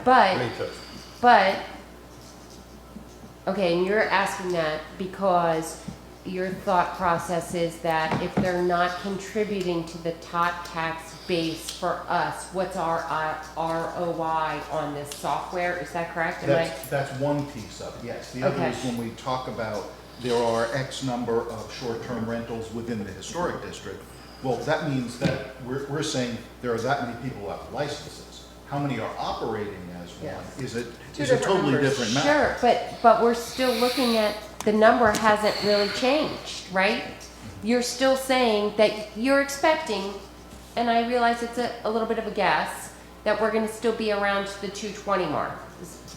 Our best guess, yeah. Yes, your best guess, Easily. because it looks like we're tracking in that direction, right? So even if it is the same amount of business licenses as we had last year, it would be fair to say that the ratio of those that are actually bringing in tot is probably about the same, right? Okay. Well, I would like to respond to that question. I think our current software, which is FMS, sorry, I blanked for a minute, your financial software, FMS, I think that is why we have been searching for new software to handle this particular issue, because it is inadequate for us to properly track and account for this. There is no real mechanism for the staff to know if somebody is reported, because it's all a manual process. It is not electronic. They cannot submit through the website at all. They have to submit their paperwork. And what has also made it challenging for the treasurer's office is you have now, I think, 3 of your third-party intermediary, the middle guy, like VRBO, who are transmitting payments quasi in compliance with state law, meaning they are remitting the check monthly, but without any detail as to what accounts, what properties actually make up that check. That's crazy. That's correct. So we may get a check for $40,000 for the month of July, but we have no way to apply it to which properties to say they have remitted their TOT. So, Verbo is the same, and there's a third one, there's another one that's out there that's a sweep account, yes. So in that regard, our current software cannot handle this request, and I would not feel confident in any information we give you on it today. I don't want a software, I know Yeah. people turn in pieces of paper. And, you know, we know how many pieces of paper get turned in. We have names on those pieces of paper. I'm going to be honest, I'm probably not going to commit that we can deliver that to you for your next meeting, just because they are processing not just STR licenses, but all business licenses right now. They are terribly backlogged in the treasurer's office, and that's the top priority, I is to understand get all that finished. But this is something we should have had a long time ago. We should know how many different people are submitting tax money. Well, I don't oversee the treasurer's office. Again, it's not something we've ever been required to track before.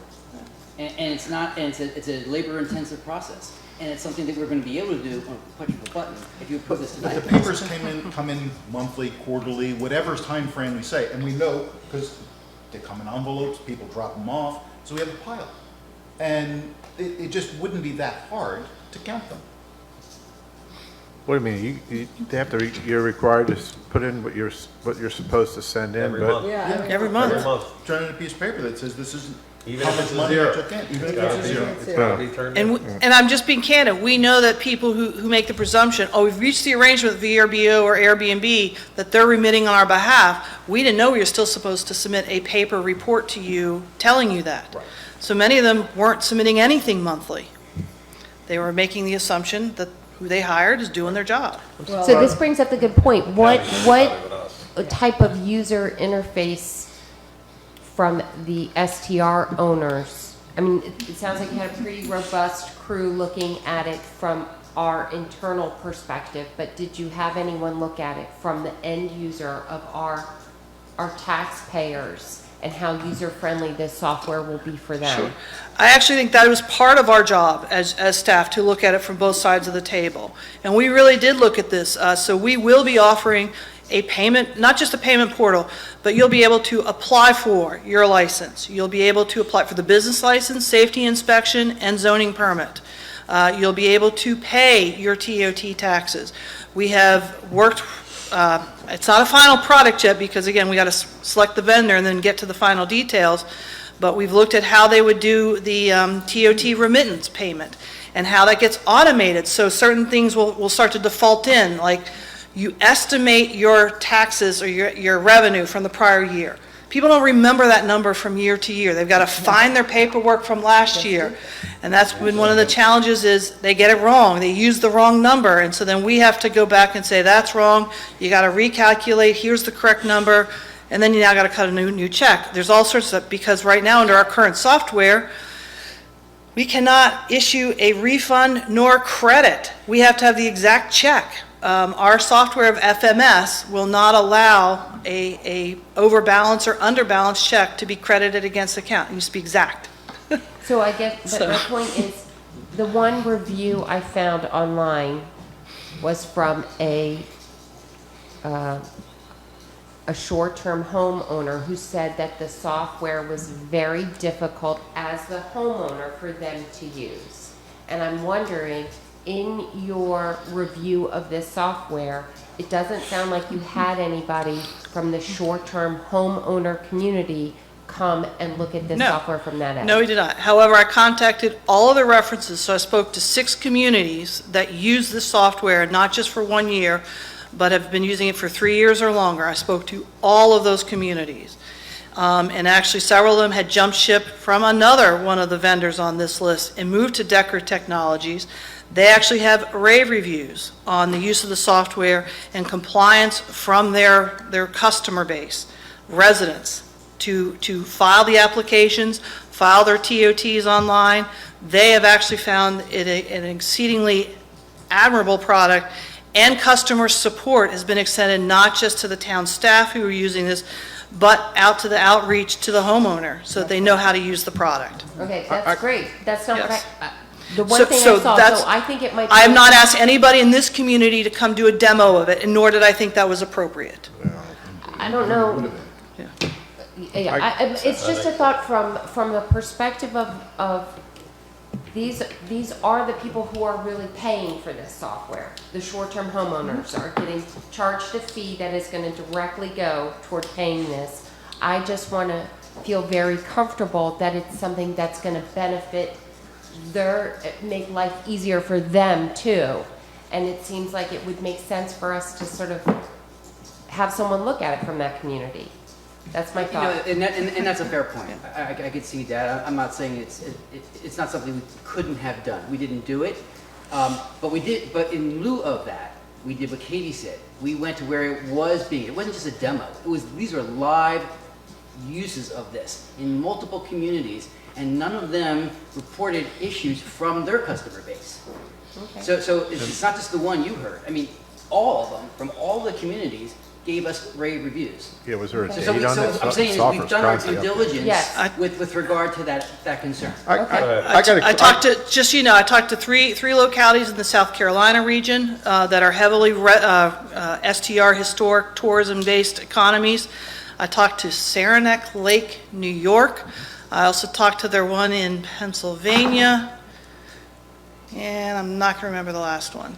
So, I'm I trying. have a question going back to the tax thing. So, the state of Virginia makes you file every month, on the 20th of every month, of any tax you've collected. So how does it work with you Same guys? thing. With BBRO, do they dump it in there, or do you have to pay the state out of it? What I'm getting at is, can we mandate them to pay it in without having BBRO? They are trying to get that. Because how the hell is the state going to reconcile something? That would blow me away. I don't know how the state handles it, but I know locally they are trying to get that worked through. And Because Marion's been working on it. That's as well. insane that they would actually do that, because I can't imagine them dumping it off at the state. Here's Well, $100,000, for the longest figure out time- who it is. For the longest time, they didn't require, they had nothing to do with it. Well, They did hands off like this. And then once they started by state, they got involved in saying, okay, but then they just dumped it in lump sums. But when I was renting my house 15 years ago, the realtors were trying to do it, and the state says, absolutely not. You personally have to send it in. Yeah, I don't. You have to how have a do you guys business. handle it for, The way you talked about it. yeah, That's crazy. yeah, Yeah, it doesn't make sense. How's this, No. I don't even know how the state Yeah. can reconcile that. yeah. That's crazy. I don't know. That just makes no Do you sense feel to me. Question for you. That's Regards weird. to the 32,000, can we terminate it after a year? Actually, we are allowed with a 60-day notice under the terms of the contract that we can give notice that we're going to terminate and move on to somebody else if we find this product does not work for Will we us. receive prorated return, or no, we've got to give them the 32 up front? It's not a monthly? Well, it's not monthly. The 32,000 is not necessarily an upfront payment. It will be paid out in payments based upon as they implement each element of bringing the software online. once it's built. So how much, The reason I'm asking is that I would propose that we authorize approval at 32 for year one, and then just capture it through our budget cycle. Yeah, that's all you can do, because we only have a one-year budget cycle. You can't commit to a next year's expenditure yet. But I've gotten them to commit to a $32,000 subsequent year two Right. price. They're not going to raise the price They're on just us. locking it in. Right. Yes. how much Right, are we we're not paying committing for our to it. dinosaur software right Put it on now? their end, not on Well, our I'm end. just looking Yeah. at how we I phrase the can't hear you. Sorry. motion. How much are we paying for our dinosaur software right now? that we currently have? FMS, I can't remember. But that's not It's going in- away. It's not just. We're keeping that because. FMS is everything for you. It does your general ledger, does your balance sheet, does your accounts receivable. We're giving them the dinosaur. We just had the dinosaur. 32,000 is less than what we had put together Yes. a couple months ago, right? Yes. We beat the estimate that we gave you. Yes.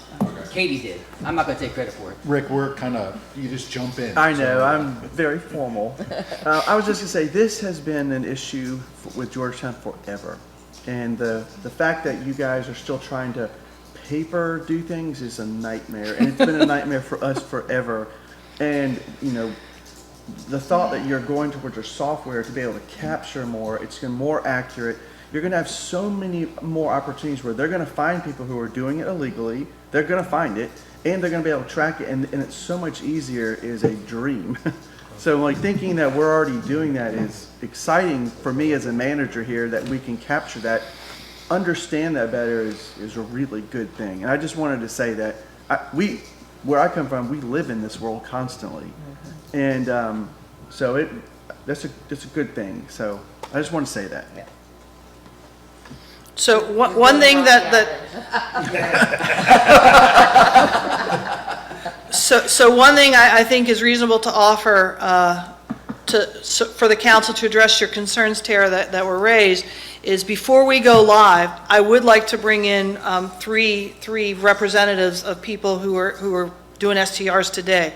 Yes, one of the larger management companies, one a medium size I'm going to pick like a Laura Wigan. Sorry if you're watching this, Laura.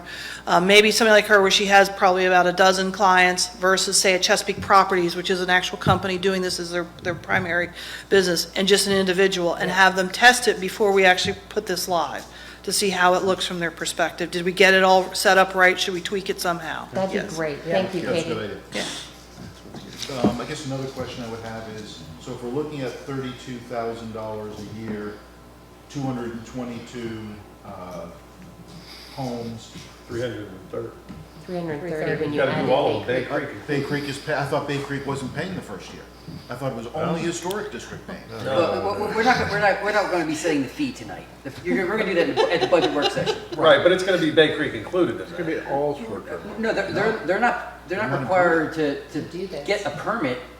But under they the would PUD. use this It won't be software. until the PUD gets renewed will you pull them in. Right now, yes, the first year, it's just gonna be everybody outside the PUD. Well, I'm going to argue with you when we get to the fee discussion with the budget, because I think Bay Creek should be applicable to this, because they're going to be using this So do I. software to get their business license, to get their safety They're paying inspection, taxes, why not? and do their TOT remittance. They're I paying think we're off on a. That's why I said we're going to talk Yeah, about it in the We're gonna budget. talk about that at the budget work Yeah, session. let's just go for this, let's just go for this software right now, so. If there's any more discussion, if there a motion on the software, please. Yeah, I'll make a motion that we approve or award the short-term rental management software contract to Decker Technologies for the first year, $32,000. Second. Any other discussion? If there is no discussion, all in favor? Aye. All opposed? All right, Decker has been awarded the contract for the first year. Thank you, Katie. It was, Katie. Katie's done Katie, an yeah. extraordinary amount of work on this. So- All right, VHB contract amendment. All right, so, Mr. Hosey. as I've indicated to you before, our consultant for the beachfront master plan has exceeded their original scope of work, and they have been working in good faith, in large measure for free for some time now. And so we do not now, or no, have we ever really paid them by hour. It was a lump sum amount, so based on a type of a level of work effort. So using that same level of work effort from the original scope, went back and tried to come up with a fair amendment that'll get us to the next level. So I added a couple of, continuing the contract, added tasks 5, 6, and 7 to their contract. Task 5 is the same scope of work that was in the prior contract at the same amount. It's basically the outreach and all of that going forward. Round 2, which is concept development, is exactly half of what it was before because we're not doing everything before. Half of it's salvageable, and we're moving forward. And then task 3 is just help with the grant application process. So taken in total, it's $39,408 to amend the contract to allow us to continue working with VHB on the Beachfront Master Plan. Again, they've been doing great work. They have given us incredible value compared to what other consultants would have been charging us, and I would strongly recommend approval.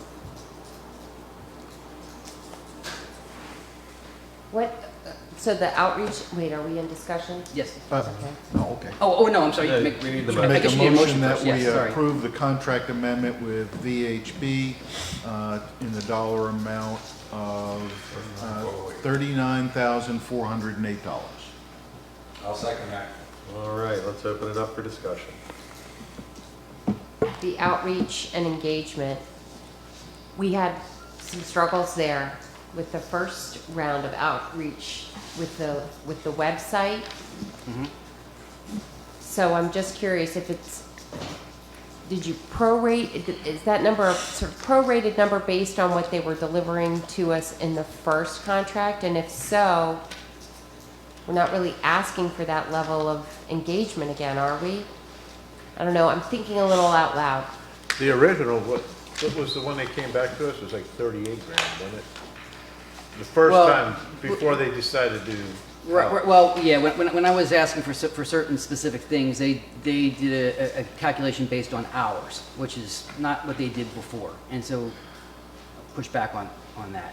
So the scope of work is not that well defined, and because we don't even 100% know what's coming forward. So we're on a good faith effort on both sides, their side and ours. We're saying that the outreach effort is going to be twice what they originally signed up for.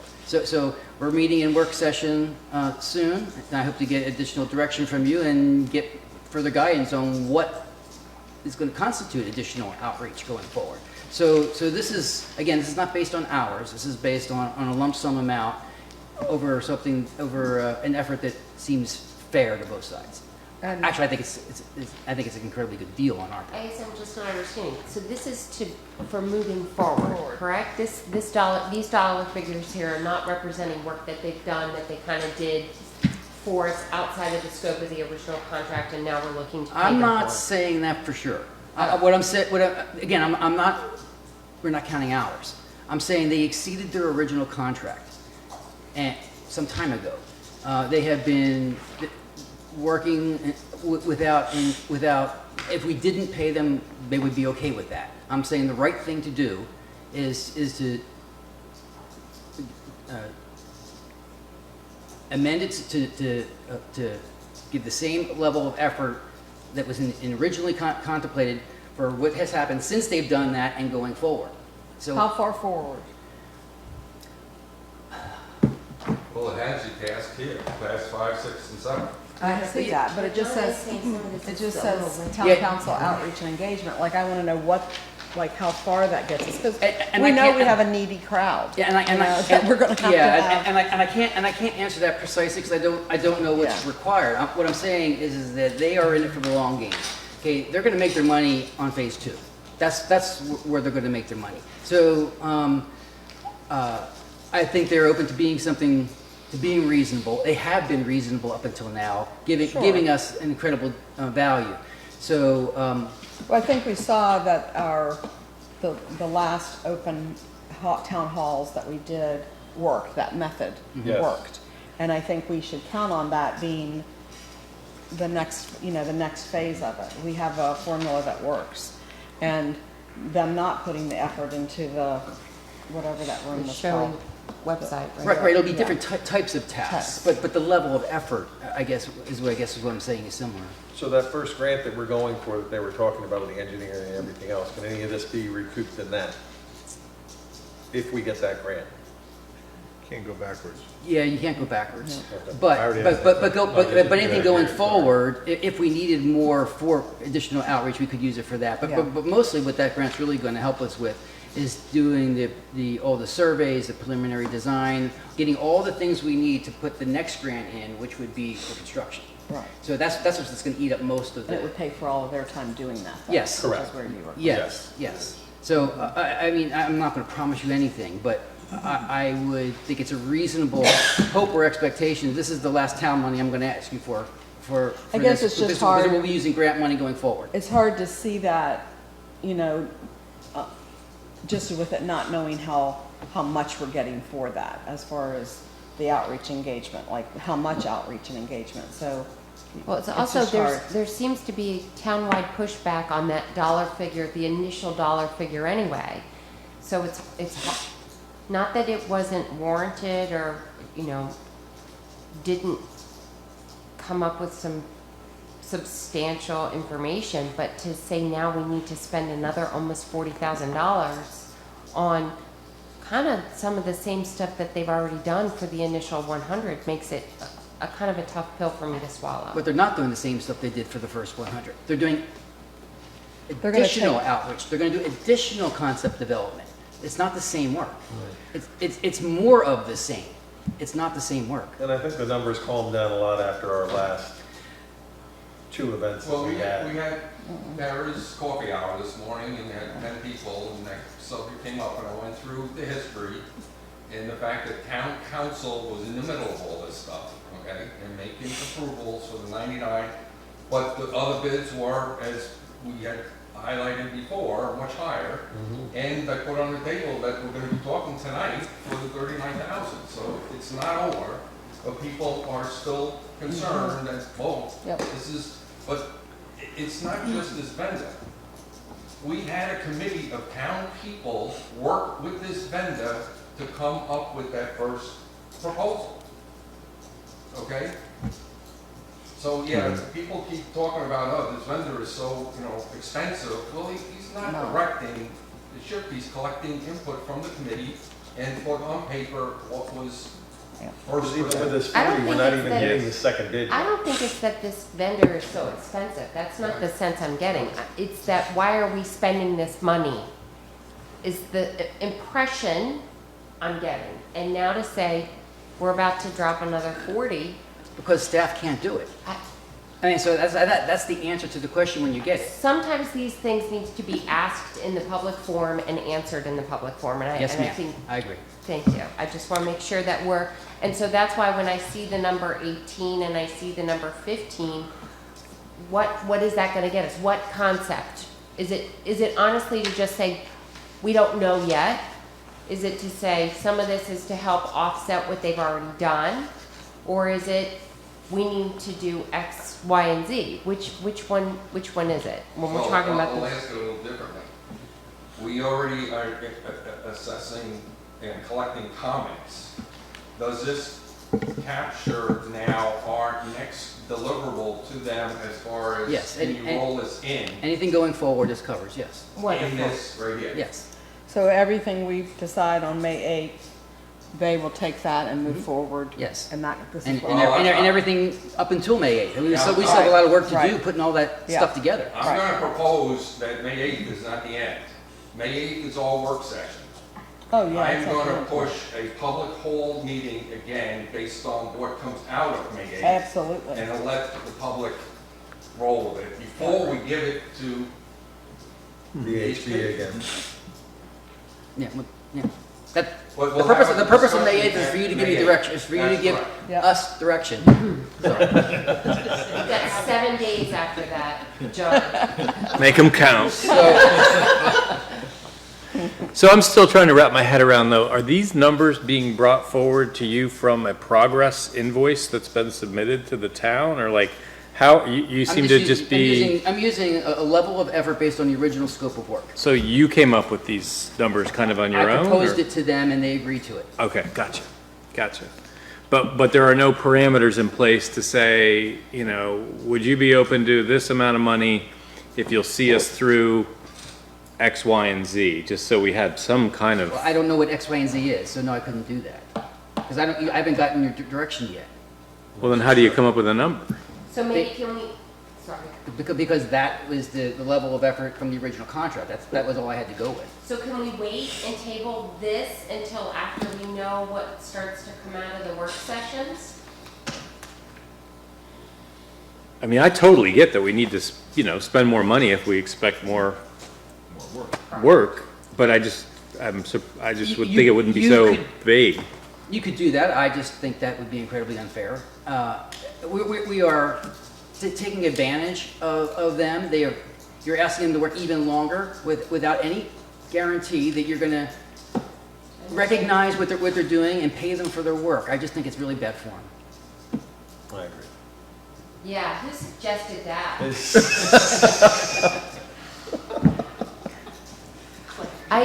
does it mean? I am not averse. I think they're great, and I've actually very much enjoyed working with them, and I think they're doing an incredibly good job. It's hard for me to start putting dollar figures on things when I don't know what that deliverable is going to look like. Fair enough, but I don't know what that is either. Okay. Well, okay, again, I come back to that deliverable to me is a roll-up of our comments and a redrafting of the concept. That's part of it. It's more than that. It's that plus what you're going to tell me to do on May 8th. No, okay, let me back up. With collected comments, on May 8th, we're gonna be discussing and filtering and maybe include a public call afterwards. Only after we collect all that information do we give it back to VHB and saying, here's our next direction, roll it into your concept that these dollars will capture. Yes, so that would be the That's my that would be the second task. I was referring to the first task. The first task would be having that next public meeting if you want them part of it. This helps pay for that. It's, you know, so that's why it's broken down into those tasks. So part of this is them helping me put the grant requests in. Part of it is continuing this public outreach, which we'll learn more after you tell me what you want. And then the third piece would be after that, if you give me direction on a design, they start rolling it into the concept. Those are the three tasks that are in here. Yeah, and that's an endpoint for me. Yeah. I thought these, like, round 2 of concept development was kind of that second image that we used at the meeting. Correct. Correct, but we're not done with it yet. Okay, but I thought like it was like, this is what you got. Okay. So, yes. It'll evolve after our May 8th. Gotcha. Yeah, it'll evolve after you get all the public input and you read all the comments and, yeah. Call for a vote. You ready? All right, no more discussion. All in favor? Aye. All opposed? All right. Motion carries. Thank you, John. Thank you. All right. Mr. Hosey, any other comments this evening? Yes, I have a few. All right. We didn't have First, managers. I want to welcome Rick to the job. This is only his third day, and we have been in nonstop rain dump mode, and he hasn't run from the building screaming yet. So that's a good sign. So yeah, I think this process is working out well. This overlap time is working out well. It's allowing me to go through things in detail without overloading them. You know, so and we still have a lot more to cover. So it's been going well. And welcome. I appreciate you here. I have a lot to think about, so. But speaking of May 8th, and then to bring it up until that motion was finished, I need to ask if it's possible to reschedule. One of the major reasons, there's lots of goals for that meeting, but one of them is to help with a clean handoff between me and Rick. Rick's daughter is graduating the morning of May 9th. And so I would like to try to reschedule. Would you be available the following Wednesday, the 14th? That would be the day before our regular meeting. back to back. I'm headed to South Carolina then. You're not going to be here for the regular meeting on the 15th? I will attend via, can we still do that? Yes. Mm-hmm. It's every third Thursday. And that's our beach management plan. Yeah. rollout. Well, I mean, it's what we would have done on the 8th, yeah. Yeah, that's all I'm Right, saying. right. In some of our publications, we don't have May 8th, but on our announcements here. Right. Can we do earlier that week? Like the 5th or 6th? Well, we were on, earlier the same week. I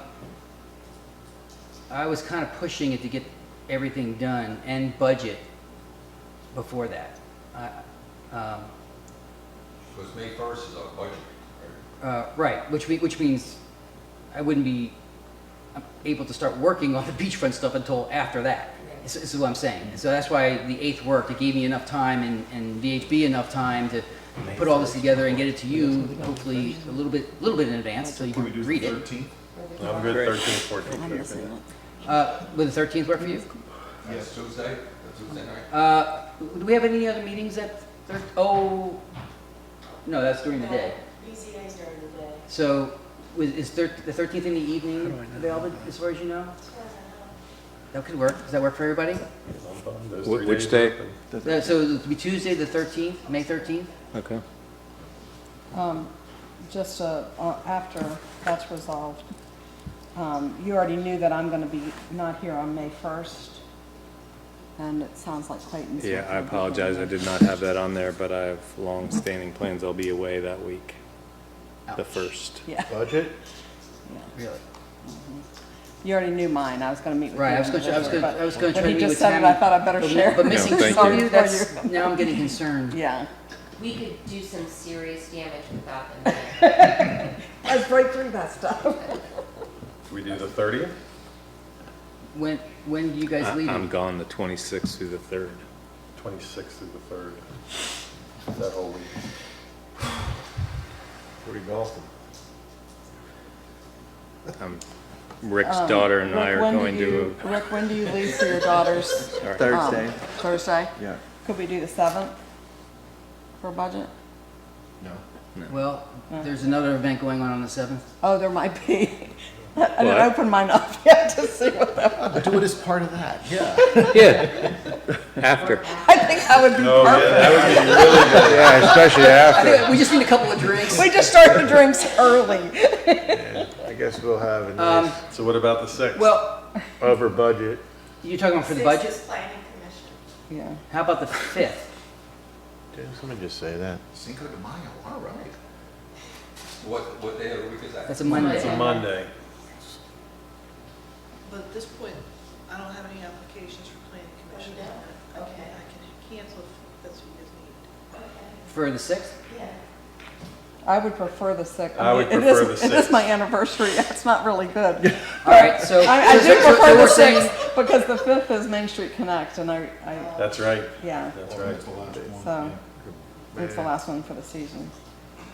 All right. So the 6th would be fine. So we're talking about moving the budget work session from May 1st to May 6th and moving the beachfront master plan work session from May 8th to May 13th. Correct. Yeah. And it's May 6th again, Monday, a Monday? No, May Tuesday. 6th is the Tuesday. So that's the budget meeting to the 6th. So we So move the back-to-back budget meeting Tuesdays. from May 1st to the 6th, and then we move the BMP meeting from the 8th to the 13th. And what day? And what day? I guess I'm the only guy that doesn't They're travel. both Tuesdays. Yeah, so it'll be back-to-back So they're Tuesdays. both Tuesdays, the 6th and the 13th. I guess I need to go on vacation more often. I need to retire, so I I never go on vacation. Does that work for everybody? Yes. Works for me. Works for Thank me. you. All the dates work for me. I appreciate that flexibility. All the dates work for me. Sorry, guys. Actually, if I get more time to get the budget done. Okay. Because I was like, I wonder what Okay. in Lancaster about that. Actually, I'm still going to try to get it done. My goal was to get the binders done next week, because my goal is to get it to you at least 7 days in advance at the first. So I'm still gonna try to push to get that done. So you'll have a little more time with the budget, okay? So your dining room table off, Paul. I also want to inform you that we did get I signed a corrective action agreement with DEQ on a Chesapeake Bay Act audit that we got, that Katie performed. There were a huge number of things on there that we got through okay, but there were a couple of items that did need to be addressed. So it's a huge, complicated document. I've asked Katie to come up with a Reader Digest report for you. So we're going to provide you with that just to let you know what the items are in this agreement. But we've got, months up to a year for some of it to get this done. But I just want to let you know that it happened. I signed the agreement.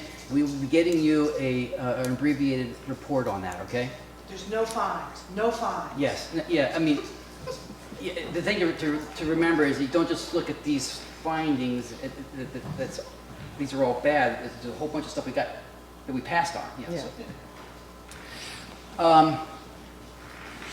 I also want to get your approval for something I'm quite certain you won't mind, but I want you to formally let me know.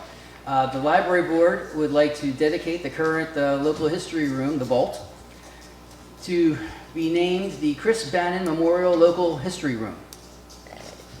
Any objection to that? That's wonderful. I think it's a great idea from the board, but I just wanted to get your blessing as well.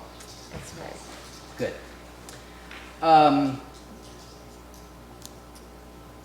Mr. Mayor, are you available tomorrow? Are you going to be around to come in for some signatures? Yes. The deeds for the library building need to be... I thought they were coming out today. We were approached about Need that. to be signed tomorrow. So tomorrow, I guess I was going to do it and we checked closer at the ordinance and it has to be the mayor, not the manager. So if you're available tomorrow, Yep. Okay, good. No problem. Then I guess the last thing, I just want to remind everybody about the Easter egg hunt on Saturday. So please feel free to Get come. there on time, because it goes fast. Yeah, so it starts at 10 if you just want to come and watch. Anybody with family or children that want to participate, we ask you to be there no later than 9:45. Canines involved? So, Tank over there, tear so it that's up. this Saturday, and Chasing the little kids that's all I around. have, Mr. Mayor. All right. So any council members have any? I had two items. One, with regards to the beach management plan, I checked with Libby, and we have 15 or so electronic since our last meeting, so more comments are coming in, but I just wanted to make it known that April 21st is our cutoff date for that. Are we going to put something out as a reminder to people? I put it out on my page. Yeah, I put it on the weekly report, last weekly report, but we'll do it on Facebook again. Facebook. Yeah. Yeah, because I can share it. It's pinned on Facebook. Okay. It's pinned Okay. on, it should be on the top of the page. Great, I'll share it then. Thank you. Share it and like it. Yeah, last time I checked, which was 2 days ago, it was 15 2 days ago, still running about 60% positive And then two more. on just those electronic ones. The other item I had was, and I know you've been working on this Newtland contract, but what I'm recommending is that we have a work session followed by a public poll meeting to deal with the pros and cons of all options in front of us. And the latest one coming up this morning was the Methodist Church. Yeah, I just found out, I heard about that 2 days ago, I've not had a chance to talk to them about that. I don't need to get into it. I'm looking for pros and cons at a high level before we even talk about Wheatland. I think there's other opportunities before that, and I don't want to rush off to go sign that without publicly talking about the options and allowing the public to participate. That's completely reasonable. However, I need to tell you that delaying it will likely scuttle the deal. That could be. That could be. So, I can make that request, but, I don't know how well it'll be received. It's okay. To me, it's okay. You notify them that we're thinking again, okay? And we're not charging down that particular option until we flush it out again with these other options. So, well then let's talk about timing. I need to, because I need to give them some sense of what I'm asking for, okay? And we're running out of time, as you can see by the schedules, we're filling up here. And what are you proposing? What are you thinking? What I'm thinking is a work session where we can talk the pros and cons. I don't need to say how we're gonna solve it with money. I need to talk about conceptually what is each of those 4 options, unless it's more, brings to the table that would allow us to then proceed further, but I'd like to have that opened up after our meeting to the public and saying, here are things that we are considering, because we are getting feedback on these directions that we're taking Do we do without Do conversation. we do it all as one meeting, a work session, town hall? No, well, you can do Work session and whatever. then follow. Because we'd have to repeat, whatever we came amongst ourselves, we'd have to repeat before a town hall to brief everybody out there, and then allow participation. So Right, but if there was an open session, it could be the same. it could be, yes. Yeah, that's all I'm saying, so we don't have to delay it over 2 meetings. But So you if it have does to go allow- that way, we can stay on our allow enough time. time such that if something is printed and sent out, where people understand, now's the opportunity to come and talk. So, okay, I just making sure I understand my marching orders here. So when you say the options, there's only 2 options right now. The new build that we have designed, or this new possibility at the church, which I don't know anything about yet. That's correct. There's only 2 options. Well, no, I see 4 options. Okay, what are they? I see our previous location. Oh, okay, so now- Rosenwall. I see the meat land. I see the 7 parcels next to the golf cart that we own. Right, Randolph and Fig. That we wouldn't have to pay anything for that, and the church now thrown in for good measure. So I've got 4 options that I'm proposing as a minimum to be thrown out there. And I understand the timing sucks, and I'll just say that. But I don't want to be rushing ahead with the meat land without further discussion. And we haven't engaged the public on that. And the work session doesn't engage the public. Not arguing. I'm just trying to figure out how to do it. Because they're already delayed to May anyway. So if we could somehow throw this in, I don't know when, but we just figured Well, out 2 it more certainly days. can't happen before the May meeting. No, it may not be something to direction. They're gonna have to be told. I'm just trying to think the amount of staff work that's involved to come up with I agree. to come up with what you're asking for in Right. order to even have the meeting. Correct. And so I'm tired. I'm just trying to sort through That's right. what the impacts are here. I don't know. I think I'm going to And have this is me asking. You can chime in if you feel. Well, yeah, I guess I should ask that. Are there 3 other council members who want to do it that way? I actually think we've done a lot of discussion of it without the public's input, and I do think we need to have that before we're going to be in a place for voting. And that was by design, Yeah. right? I mean, Right, some of initially, this yeah. just came out and became public conversation, and I don't ever really know when that happened, because it was always supposed to be,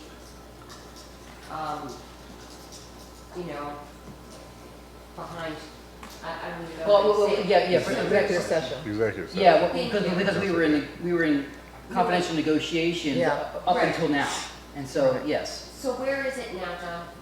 Can you Well, say now? well, now, I believe I have agreement. It's on the final form of the purchase agreement, so it's right to bring forward for your approval.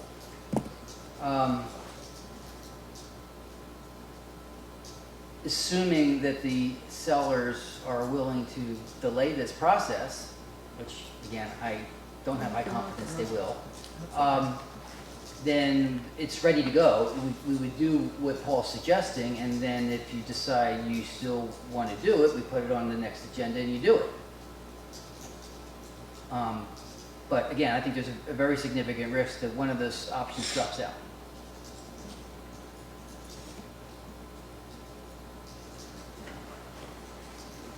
I don't want to sidetrack too much, but what did I miss about the Methodist Church? Where is that? That's just recent, that's what I'm saying. Is it an email? Out on the street and. Yeah. Oh, but we haven't gotten it. No, I just found out about a couple of days ago, Okay. and I have not talked to anyone about it. Okay, So, 'cause I'm just like, I'm right going- now, I'm trading phone calls, trying So it might not even be real. No, somebody said it at a coffee today, somebody who was associated with the Methodist Church, Yes. and as he described it pretty substantially, and was saying that their congregation is shrinking. Yeah, he's and talked to me that about that. This, so last year. this is an option. And the Yeah. pastor wants to talk to the town. Okay. Correct, and I'm playing phone tag with them right now, trying to get it set up. I mean, I can't say, you know, Bob's looked at this before, I mean, in very broad brush. I mean, we know that the current space is not big enough to do everything that's in our current design. Right. We know that. So I'm not saying this can't work. I'm saying it would be this plus something else, because we couldn't do it all in just this one situation. a whole different But again, redesign. there's staff work involved here in putting something together for you. But that's the same thing with the 7 lots as well?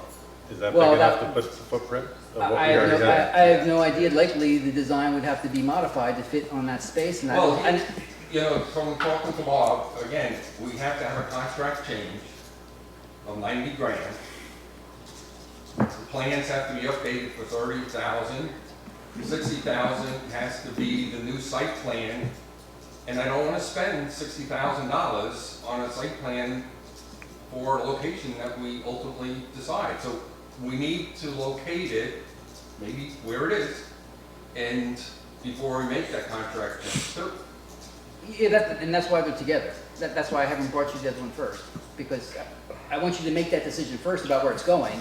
Then we do that. That's why that's getting pushed off too. Well, I brought that up the last time we discussed it, that I mean, we talk about not wanting to spend another 30 grand or 40 grand on the beach plan, like to stroke checks for that kind of real estate, I think deserves a lot of attention that we haven't given it. Basically all but 5 actually. 5 what? 5 locations. Don't forget about, The original one? no. Oh. Well, When I talked to you about it. Well, yeah, but that's not a real option right now. That's because we have no control over that. Yeah, I know. True. Not on me yet, so that's good. All right, I will look into that and report back to you. Can you let us know if this deal is going to evaporate as a result of this delay? Sure. That certainly will, I think. I wouldn't sway me. That just makes, that doesn't make any sense to me. If they're gonna dump it because we were asking to delay it for a couple of weeks. well, maybe more than a couple of weeks. Well, Yeah, whatever. this is going to delay it quite a while. All right. But if we could do. Yeah, but do they have a buyer lined up behind us? No. No. If we do the work You session don't know that? so that people can Yeah, hear no, that, they and don't. then the town will No, say people no. don't hear during the work session, so No. please don't offer a work session as public engagement. No. Well, the engagement would be after we do our work session, the same night. So it doesn't Yes. all have to get repeated You again. should go to the YMCA and set up stations. Each location. Exactly. We know what our learning audience is. Yes. All right, Councilwoman I Holloway. do have a couple things, and they're not nearly as complicated as that. I have worked with the Chamber, Eastern Shore Chamber, to get free tickets to Chamber Fest for all of us. You too, even though you'll be finished. It's 2 days after you finish, if you're here. When's the Chamber Fest? 17th. 17th of No, May. that's 2 days before I finished. My last day is the 19th. Oh, I thought it was the 15th. Oh, well, I there you guess go. I was You're going to thinking- Chamber Fest with There us. you go. Yeah. So you need to let me know. It's you and a guest. Are we allowed to, by the way? There's a face value to it? Yeah, you can, because it's a sponsorship between ESBA Tourism and the Chamber. I just wanna make it Yes. clear, you know what I mean? Yes. I don't want Yes. to be accused of. It's not like we do business with them and buying. I know, but it's still a Yes. gift. It's Yes. got a value. So you need Yes, to the let me Ashlarks know. would love to Okay. attend and listen to Hold So, On Loosely. You can let me know by next week, I mean, okay? But I'll write down what I have here. I got one. Okay. One for me. Okay. Okay. I'll let you know. Okay, just let me know by next week. And then, I think I did. just in case you haven't heard, Rails to Trails groundbreaking is right around the corner. They're setting up a date, and we will know, so we can all be there for that. Really? But it's coming very soon. They're just waiting on VDOT to set the date for that. Did you get? Yeah. Oh, no, I don't need the date, Okay. but, related topic, and I mentioned it to you before. At your next meeting, I need to bring you the maintenance agreement for that. Yes. So, a previous town council a long time ago agreed to the maintenance. That agreement is kind of defunct, and, Yeah. so I'm working with them on a new one. Yeah. But I can't approve it because you approved the last one, so I'll bring that to you in May. Yeah, so they're talking within 2 weeks probably, as far as groundbreaking Oh, that's stuff. fantastic. I'll keep you guys updated as I know. And then the last is, we have the engraved plaque for Smitty's Bench being ordered. So it should be ready and put on shortly, and I'll let you know when that is and where the final location is. So that's And it. we got enough for the bench on that? We did. one? We Excellent. got enough for the bench, Wonderful. plus to cover the little plaque thing, which is pretty darn expensive. That's it's an A lot of work. expensive part of that process. All right, any other council members have anything? Rick, you have anything? If not, I'll take it home with a couple announcements. April 25th, Blessing of the Fleet. That's going to be a big weekend because the 26th is the Love Run, and then the 27th is the Blessing of the Worms. One blessed weekend. Yes, it is. God bless us all. Kickoff week. May 1st will be oh no, it's not anymore, I'm sorry. May 6th will now be town council work session. May 13th will be our regular meeting. No, that's the BMP work BMP. session. I'm sorry, BMP work session. Our regular 15th. meeting is still on the 15th. Regular meeting will still be on the 15th. Town offices will be closed on the 26th for Memorial Day. My hourly And- rate just went down. A new announcement for Dock Dogs. It is being moved to the first weekend in October, which is right after the Virginia Beach event, because they did their nationals on our weekend for Veterans Day. So The third, fourth, and fifth? that'll be the 4th and 5th. Fourth and fifth. Fourth and Good, fifth. Good. Looking for names. Right now, I'm thinking of just Cape Charles Bark in the Park, put on by Dock Dogs, but that is still up in the air. So anyway, that's all I have. If I can get a motion for adjournment. So moved. Is there a second? All in favor? Aye. We are adjourned.